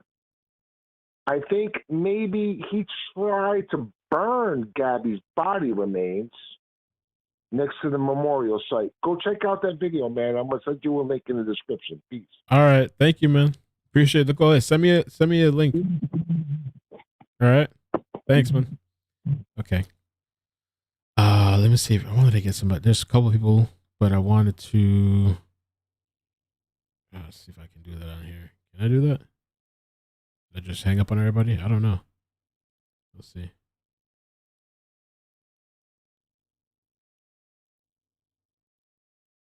Okay. Real quick. Better answer. Hey. Yo, what's up, man? What's up, man? What's your thoughts? ¿Qué pasa, man? I finally got through, man. Damn, Yeah. Everybody excited to call. Everybody got Yeah, good it's information. packed. Yeah, it's Good Friday. Everybody getting crunk, you know? Nah, man, you know, I just want to say, man, that, you know, obviously, you know, you can't stop people from falling in love, you know, and stuff like that. But I just think that a lot of these women, you know, they kind of like get not love but lust. You know, they kind of start liking the guy, but thing is, how are you gonna like be in a relationship, right? And then you keep getting beat up, you keep getting heartbroken. You know, this guy doesn't support you. You know what I'm saying? But you keep going back. What is it like? You know, there's plenty of dudes. You know how it is, doggy. And we live in Miami, so there's plenty of dudes, plenty of girls that will treat you right and all. It's just why keep being in a negative atmosphere. And I'm pretty sure she had friends that tell her, "Hey, this guy wasn't good. This guy wasn't good." She kept going. You know, and I feel sorry for her. You know, it's just Chat's upset, bro. Chat's upset with it. Listen, man. At the end of the day, man, you know what I'm saying. She you know, she was a strong girl. It's just you girls can't be putting yourself in that predicament, man. You know what I'm saying? You girls I don't know that strong. that's fair. I don't know that's fair, but I mean, I know it's not fair. Love is love, bro. You can't stop it, bro. You know how it is. You like the girl, you're gonna do things for her, and same thing vice versa. But it's just, man, you know, set some traps. You know what I'm saying? See if he really loves you, bro. You know what I'm saying? It's tough, man, and you know, I really think the parents are helping the boy out, bro. The inner circle, they have an inner circle. They're not telling us, bro. You know what I'm saying? And I think the inner circle, that what me and you talked about, I think it has to be law enforcement. That's the inner circle. The same law enforcement that investigating them, the same ones that right there with them. I don't know who, but they are connected, bro. Those people are somebody, and we don't know, bro. You know what I'm saying? You don't know what type of training this guy has, bro. And I also think, be honest with you, I kind of like one of the callers, you kind of hang up on him, but I kind of agree with him that he probably bought a thing from OfferUp or something that you can't track, and they switched it up with another camper, and he's in a camper. He has to be in a camper, running around, going back and forth. He most likely probably going up back north to see the site, the girl that he loves. You know what I'm saying? Because mostly, you know how it is when you kill somebody or something like that, or you do a crime, you want to go back to the thing, man. And that's all, man. That's all I got to say. All right, bro. Thanks, man. Thanks for the call. Take care. All right, Baba. You take care. Take care, man. Yeah, the chat. Oof. The chat. Some people feel like that. You know, some people feel like that. I mean, I don't think any of that stuff should ever lead to somebody dying in death or whatever, you know. And like I said, man, I've been there when I was young too, you know. And you know, both people. It could start out with one person's toxic, and then you just, you know, you get stuck in this crazy vicious cycle. And it just, when you're young, it's like, it's just a lot different than when you get more mature. Okay, 910. How you doing? Where you calling from? Hello, I'm calling from North Carolina. How are you? Hi, good. How you doing? Hi, I'm under in the chat. I'm under a little wrong way. I just have a few things that I wanted to throw out there. No big long conversation. But that Anthony guy, I think you should probably, if you do still have his number, you should probably call him back and look more into like the video, because that was before he like went really, really hardcore running. And that's a completely different vehicle, unless this is something that, you know, was shared before, and I just haven't seen it because there's so much stuff flying everywhere. But then my second point was, you know, everybody chastises everybody so much for, like, if they, you know, I mean, there's 1,000,001, you know, white bald guys. And if you post a picture saying, hey, is this him? And then everybody attacks them, when the person really does get a photo of the guy, they're going to be afraid. It's like the boy who cried wolf. They're going to be afraid to post it, because they're going to be like, oh, if it isn't him, I'm going to get murdered by, like, you know, all of these people on social media. So the whole chastising, I see it a lot, where somebody will post a photo or a video, just like that Anthony. I can't remember if it was Zim something.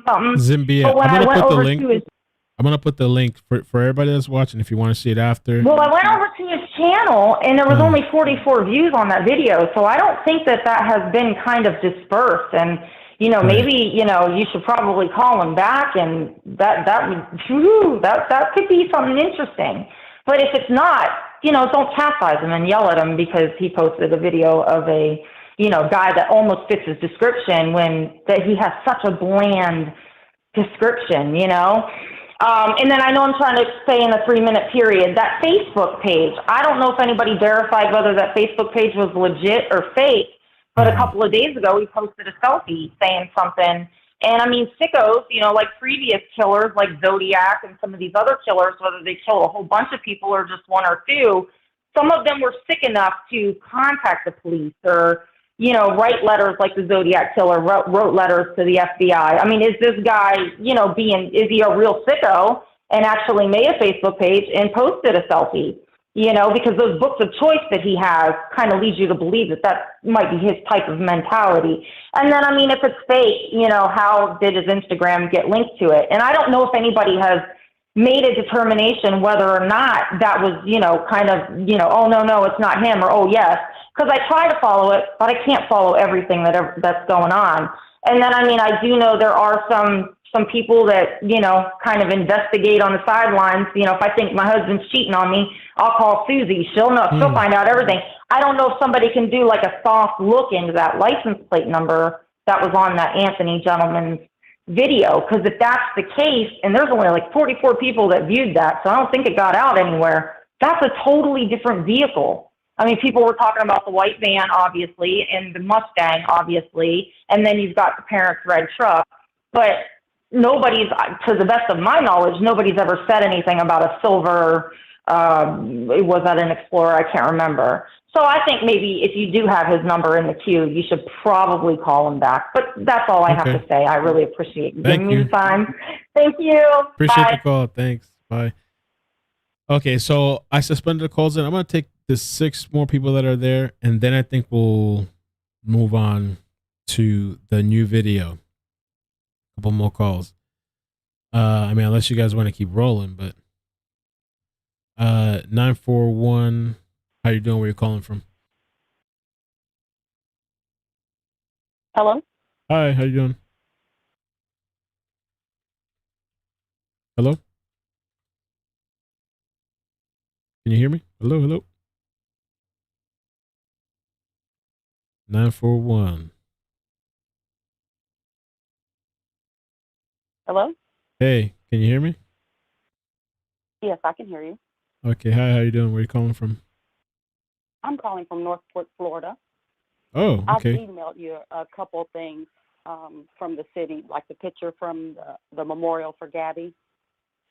But Oh, I just want yeah. to thank you for your channel.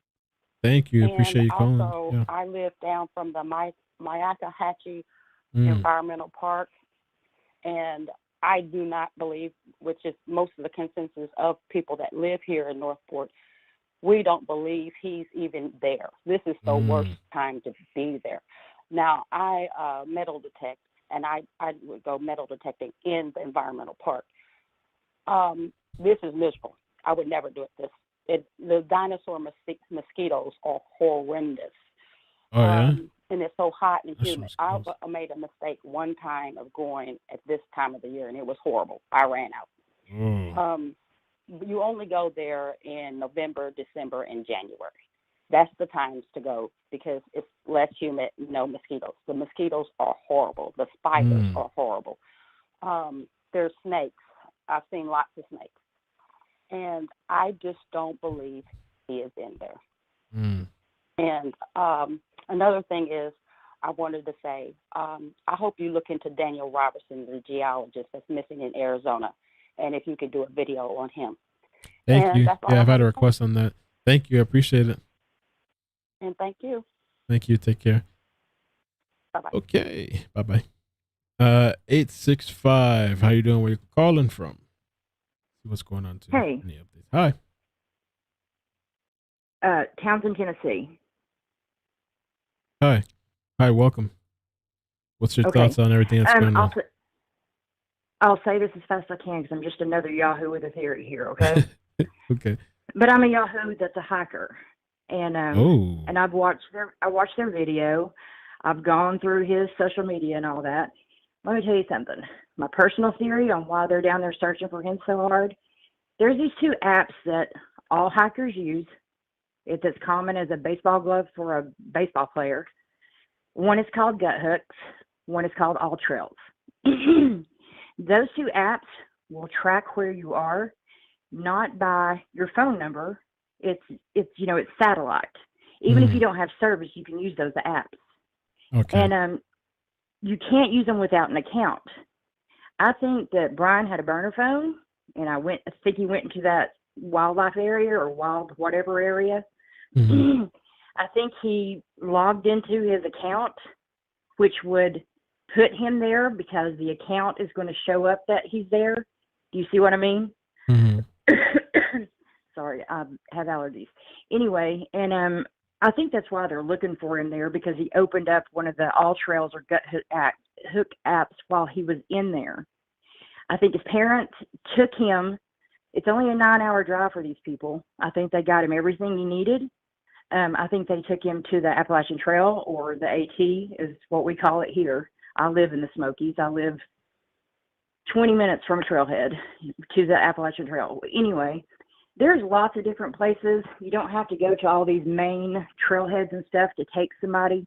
There's lots of middle of the nowhere places, and Brian knows where these are.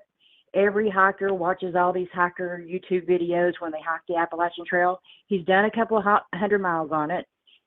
The part he did was down south. When you say hacker, what do you mean? Like an actual, like a computer, like on the computer and accessing devices and stuff like that? Is that what you say? What you mean? Well, no, it's. Are you talking about the app? When you say you're a hacker? No, I didn't say hacker. I didn't say anything about a hacker. Oh, I thought I said you said you're a hacker. I see some people talking about it too. And I think I heard wrong. Hiker. Oh, I'm from the South, dude. I'm from the South. I'm from the South. It's hiker. We say hiker. Oh my God. Oh, shit. Okay, listen, okay? Honest to God, I believe he's on the Appalachian Trail. Everybody's like, well, he's eating raccoons and skunks. No. The way that hiking gear is now, it's called ultralight.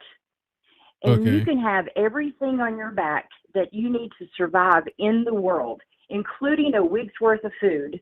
And it's like 25 pounds that you're carrying. That's all. It's not what people are thinking. It's not some big, he has 15 backpacks with him to go survive in the woods and live off the grid. 25 pounds on your back. And that includes a week's worth of food. Wow. As far as water goes, same thing with, the All Trails app or the Gut Hooks app. I mean, you have a Sawyer filter for water. It's just crazy easy. All he talks about is hiking the Appalachian Trail.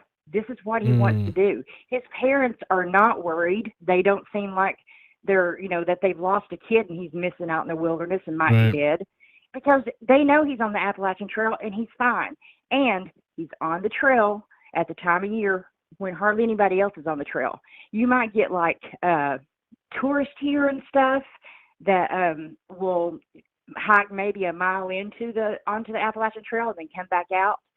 But there are places to get on the trail that are in the middle of the nowhere. That's like no more than 9 hours from these people's houses, because I did it on Google Maps. And there's other trails that access the Appalachian Trail where you can stay away from the main trailheads. But this is the time of year when people are done. They're off the trail. I mean, the northern terminus closes as soon as it snows or on October the 15th. People who hike from north to south on the Appalachian Trail, I mean, it's over 2,000 miles, like that's a lot of space. That's a lot of space to hide. That's 2,000 miles of space to hide. Wow. And if he needs supplies, if he needs more food, all he has to do is hop off in one of these little towns in the middle of nowhere at a mom and pop store that hardly ever even watch the news and don't pay attention to this kind of stuff. Put on a COVID mask and a hat. And you just got to put on a COVID mask and a hat and buy his food. He's on the Appalachian Trail. I bet my youngest on it. Thank you so much. He's Thank a you hiker. for that call. Yeah. All right. Thanks. Thank you. All right. That was kind of funny too. I really thought she said hacker at first. And so when she started talking about the apps, I thought she was saying she hacked into the apps. And I'm like, oh, wow. Okay. But I didn't hear any, terminology, like technical terminology. So I'm like, okay. And then I even saw the people in the chat kind of going on about it. So then I asked her. That was pretty funny. All right, 386. We're going to do these couple calls and then we're going to move to the new video. 386, how you doing? Where you calling from? Calling from Orlando. Hey, welcome. Florida. Orlando. Great show you got here. Give you a lot of credit there. Got a kind of frog in my throat a little. I've got a couple of good points. One is the parents. I would almost think somebody there is educated in law enforcement. They really, I don't know parents that can plan this and get their kid off like that without a bat of an eye. I don't think they actually have done anything illegal. He was not wanted at the time. I just think I just find it amazing that the family could pull together like they did and have knowledge of what they can get in trouble for or not, because they really haven't broken the law. He was not wanted at the time. They could take him anywhere. I think he's on the Appalachian Trail too. I'll back up the lady with the mosquitoes, because being outside of Orlando, I mean, you could barely go in your own yard at this time of year. So the mosquitoes are really, really bad. If he got dropped at the top of the Appalachian Trail in like New Hampshire, because they had 3 days to bring him wherever, or at least a day and a half, once winter settles in, he's going to have to stay down this end of the Appalachian Trail. You cannot get through winters on the Appalachian Trail up north. So I think that eventually he's going to come out. And then one other point, and it's about the psychology of this girl and their relationship. And, you know, you really have to get in deep in psychology to know how it is that somebody can sit there and blame themselves, and basically they are the victim, but they are blaming themselves. Mm-hmm. And right. you know, the cops, I don't really think can do anything with that, you know, even though she was taking the blame, and you could see she was very upset. And so there's something there that keeps you codependently in that. And it could be the fear of the wrath of her saying, yes, it was him. What's going to happen now if they don't take him? So she could have very well been scared and basically codependent in a way. So Right. that's all I got to say. Yeah. Thank you so much. Thanks for the call. All Great work, right. and thanks for. Thank you so much. All right. All right. People are still asking for the number, but 541, how you doing? Where you calling from? Hi, I'm calling from Oregon. Oregon. Hey, welcome. Hey, I just wanted to tell you where you could find the video that was some young kids walking around the crime, or where Gabby was found. And you just get a little better look at like the places that were marked and the burnt pile. Okay. It looks like debris from a campfire, if you ask me. But it's on a YouTube channel, Daniel, by the way. Daniel, by the way? Yeah, it's spaced between Daniel and the by, but the by the way part is all together.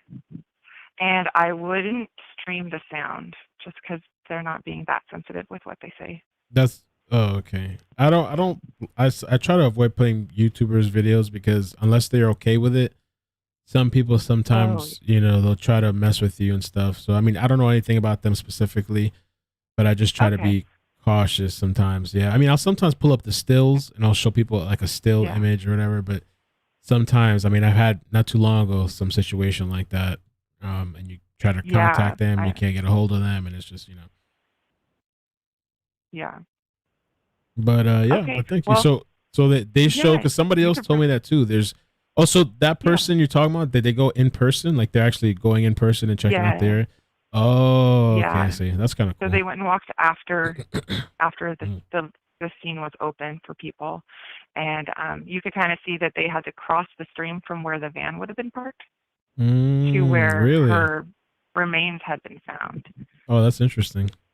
Yeah, and then you could probably grab a screenshot of the ash that they found. There's rocks that look like they had been in a circle around it. That's why I think it was. I'm not going to speculate about what the fire was, but to me it looked like maybe campfire. Okay. All right. Thanks. Appreciate it. Yeah. Thank you. Thank you so much. Bye. 912. How you doing? Where you calling from? Hey, how are you? Good. I'm How's it Randy. going? I'm calling from Georgia. Randy, welcome. I just had a couple of things because I don't want to hold you up, but you know, going on what John Walsh said, he has this theory about him being in the Panhandle area, Pensacola area. You know, I live in South Georgia, and I was just, you know, I mean, it's purely speculation, but thinking like the Okefenokee Swamp area. I mean, it starts in Florida and goes well up into Georgia, and you know, he could spread out to Alabama and other southern states, you know, if he does have that experience. That's just something I was thinking about while I was waiting in the queue. And matter of fact, I thought the lady said hacker too. That was pretty funny. But let me. That's hilarious. Yeah. I wanted to ask you this. Is there any definitive proof, or have they completely ruled out that there is no connection to Kylan and Crystal? Or have they said either way? There was an official post that I pulled up from I think it was the Grand County Sheriff's Office. They made a post saying that it's not connected. Okay. So then, I mean, that could be. You know, I think people still feel maybe there is, but they made an official post. I also, with the video I did, there was a lot of rumors going around that Brian and Gabby were at that bar, the Woody's Tavern. Woody's Tavern replied from their own Facebook and said that, no, that's not the case. So, you know, I don't know. Could there be multiple killers out there? Could it be somebody else? Some people thought that Gabby was found in the same place as these two women. That's not true either. Right. Different Let me places. ask you this, though.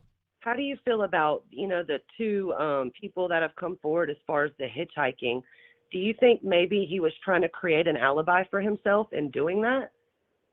Maybe because the You know time what I'm frame was saying? pretty small too. Yeah, between Miranda and I forget the other lady's name.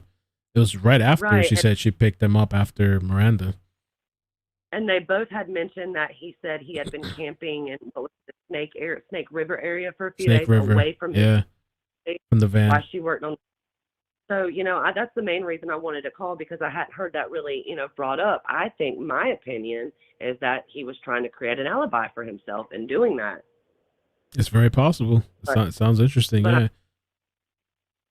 But I mean, it's just so much randomness and coincidences going on. I mean, we could try to tie it all together and rack our brains, but really, I mean, I think the truth is going to come out in the end, whether they find him dead or alive. I hope they get him alive, obviously.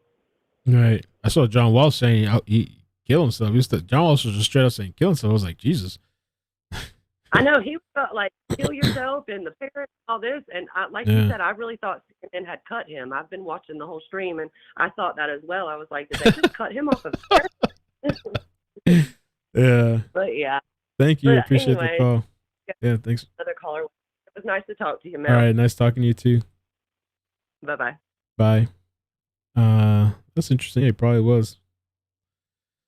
34/7. How are you? Where you calling from? Man, I've been trying to get hold of you for a while. I'm calling from New York. New York. Hey, man. Welcome. Thanks for calling. Yeah. Well, first off, I'm not a hacker, but I am a private investigator from New York. Oh, cool. I am a Nice, private man. investigator. I sent you like another voicemail because another number that popped up. It's neither here nor there, but so I don't want to run down real quick. Is me and the squad that we work with, we're not focusing too much on, let's say, the time frame of, the arguments, the fights. We're mainly focusing on, the time frame of when this guy went home, right? So if I could read some bullet points, we have Brian goes home, he acts normal, does yard work with family. Now, I'm pretty sure I've watched on YouTube that, remember the video where supposedly you could see a black sweater, somebody wearing a black sweater right next to the van as it's closing, going up and down. So if you take Brian's height measurements, Brian's height is about 6'1", and his father is about 5'8". Hold on, let me read that. He's about 5'8". The still frame with Brian was behind the passenger seat. The body, now remember they said that her body was dragged over a ravine onto a rock bed. Now, if you drag a body over a ravine, you're basically going to wash away any blood trails, especially if there's a huge body of water. Leaving it over a rock bed, leaving over the rock bed, you don't leave no footprints, right? So, something we just found out, I think it was like a day and a half ago, is that the parents owned a juice service company. It's called Juice Service Inc. The website went down about 2 days ago. It was suspended because it was sold. And mind you, if you follow the news, they said the parents went away for business yesterday. Right. Well, yeah, they went up to Orlando. Yeah, went up to Orlando. They said to meet with the lawyer, but they also claimed it was for business. Now, they come back, right? They start working on the camper, and now they leave. So when the body was officially ruled a homicide, right? On the news they made it distinctively that there was most likely bears that got to her because they mentioned mauling. So I don't know if you ever read The Revenant. They mentioned mauling? Leonardo DiCaprio. I heard that there was bear tracks, they- but I didn't know about mauling. Yeah, they said in the early press releases, if you look it up, they said that the body was compromised.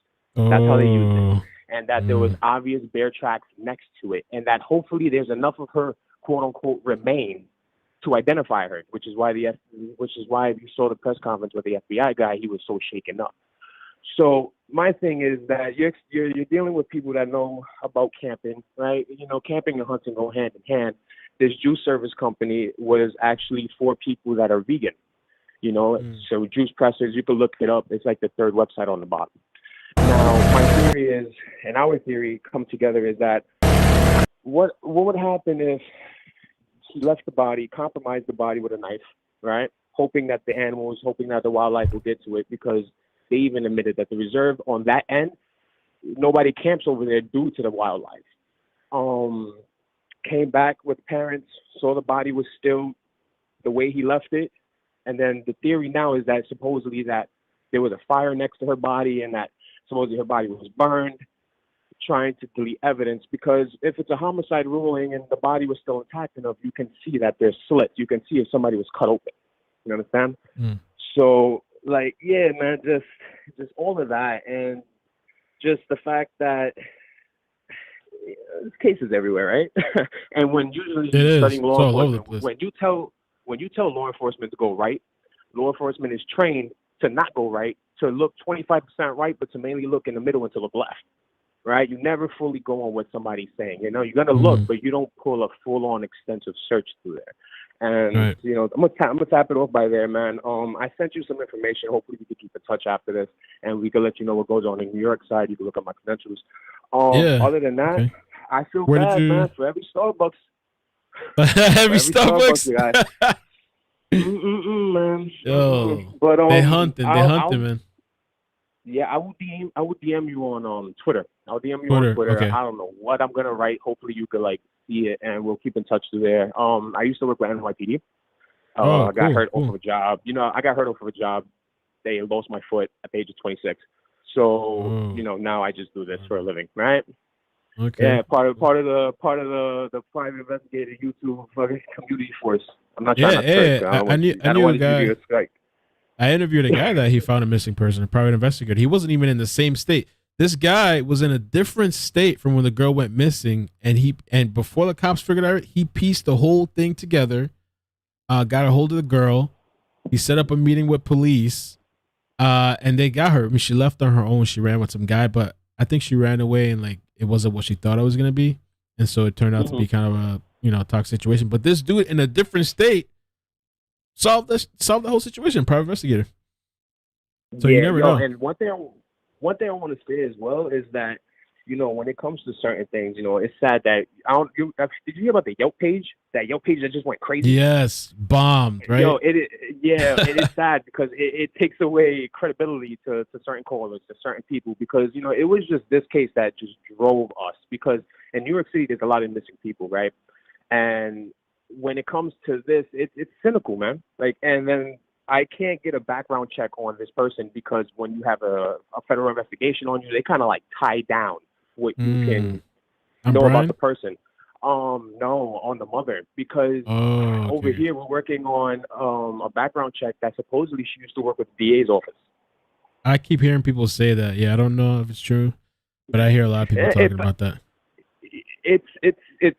It's credible, but I just won't believe it until, you know, I won't believe it personally until I hear from you know, greater sources, because you can't believe, if I would say you can't believe 80% of what you hear, believe 20% of what you see, you know. Right. But yeah, man, yo, it's awesome finally talking to you, man. I've been trying to get a hold of you. Good talking to you too, man. A week. Are you serious? Oh man, I appreciate it, man. Thank you for man, for about a week, man. Busy signals. Yo, by the way, there's a couple comments that you said, you know, that this is what you do. This man is doing what he has to do. Right now, let's see, you got 15,000 views, and you're doing better than the White House briefing right now. They only got 2,000 viewers in there. Really? So the official White House page? Or where's it at? Yeah, the official, everything, bro. Pelosi, the speaker's talking, and you add up to more than what these. But he's got. the most popular people in the world. They say the president. Why they don't got viewers over there? Nah, man, you got to make a decision. I think you got him beat. Thank you, man. I appreciate it, man. God bless Thanks. you, brother. God bless you too, man. Thanks. Bye. Bye. That was a nice call, man. Wow. It's kind of interesting. I don't know if I should keep the calls going for a little bit more, because I have extra time. I got my thing situated, so I'm still gonna premiere the video. Don't worry, that's not gonna stop. But we have a lot of people. Can we block Farley? I don't even think I have mods. I think I need to get some mods too and stuff, man. I don't like to just take random people, because I've had some things where some people, if you don't know who they are, some of them are just flying off the handle. You know, just blocking everybody just for no reason. Next thing you know, you got a whole list of blocks. No calls. Keep going. Maybe I'll do another poll and we'll see. Last time it was 50-50. How could it be 50-50? Brian, are you out there? Call in.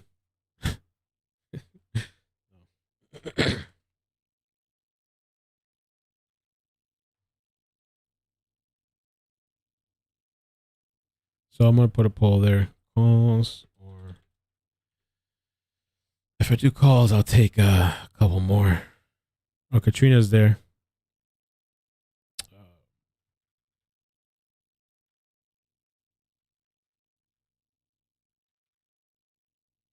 The only reason I'm staying kind of longer is because I have some more time. I'm gonna have to go later, pick up my girl from her mother's, but I have some more time. So the new video, it's a new story. It's about 16 minutes long. It's gonna be a premiere, and it's about how do we call? I'm even afraid to say the number because there's been so many calls. New video premiere.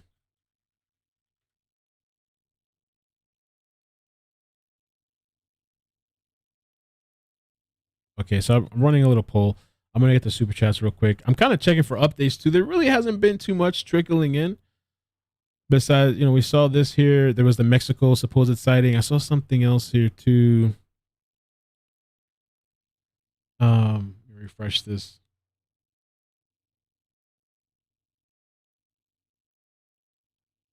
I mean, we've talked about this already. The whole flight attendant. I think this was Canada. A flight attendant has posted a photo she snapped of a flustered man, and she looked strikingly similar. What? A flight attendant had posted a photo she snapped of a flustered man. She looked. Oh, we saw this already too. Yeah. The DoorDash outside, and I noticed this guy was getting flustered walking out of a hotel.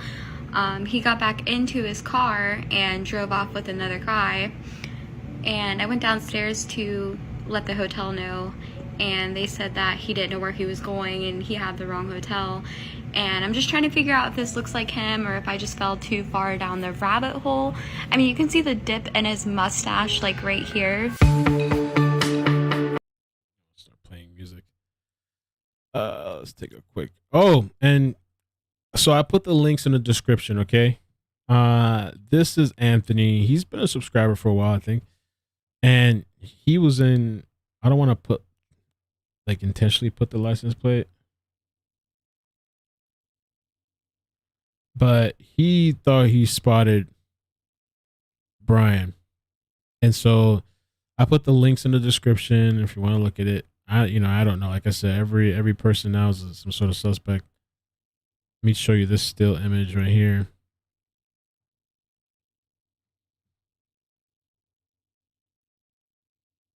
Oh, well, yeah, I just screwed that up, didn't I? I don't want to do that. Whoop, right there. But I guess he thought this was the guy. I don't know, man. I don't want to put that too much on there. People go looking for this guy, hunt him down. He's going to have to make a public video. iCkEdMeL sends people to attack some guy. Okay, now we got more for the video premiere. I think we got more for the video premiere. Let's check it out. It's so close, though. That's crazy how close it is. The heck? Please block political idiots. He took that video. When did he take the video? September 19.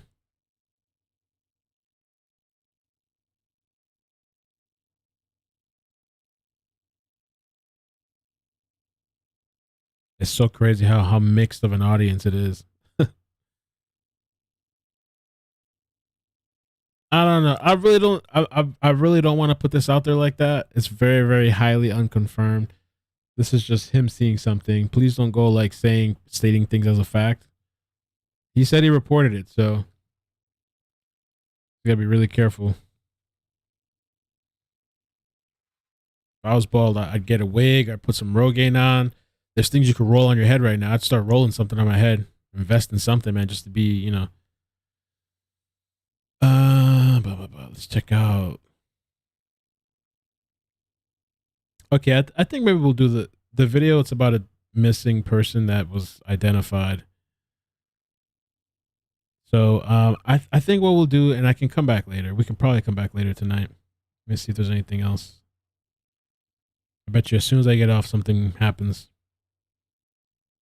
I got a couple of emails. Google Photos.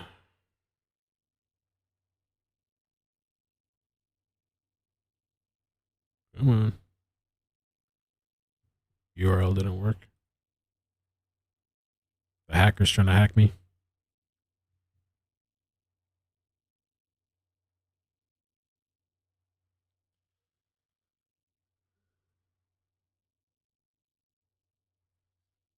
People think he's in Canada. Okay, okay.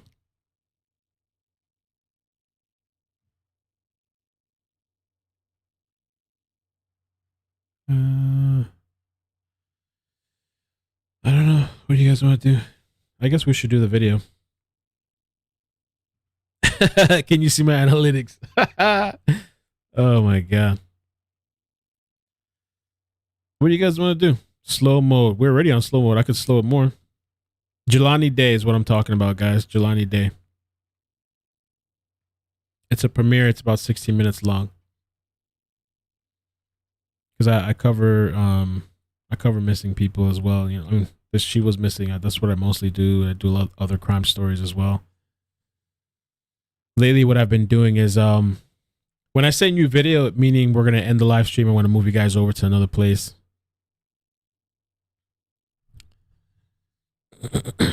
Calls.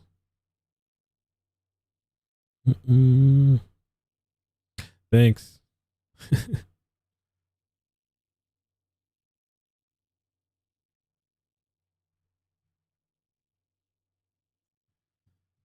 Stop leeching and post a new vid. All right. Somebody says stop leeching.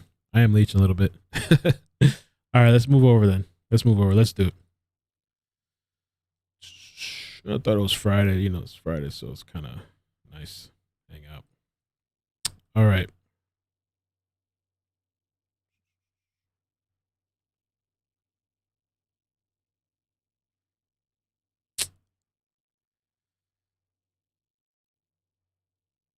Hayes said, do you know YouTubers only get around 66% of the super chat?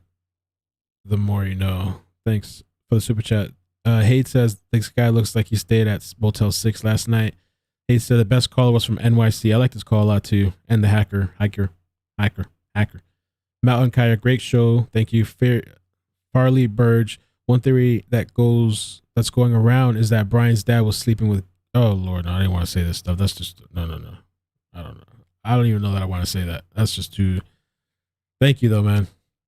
CC, hey Brian, what's in your wallet? Capital One. Fairly theory I heard.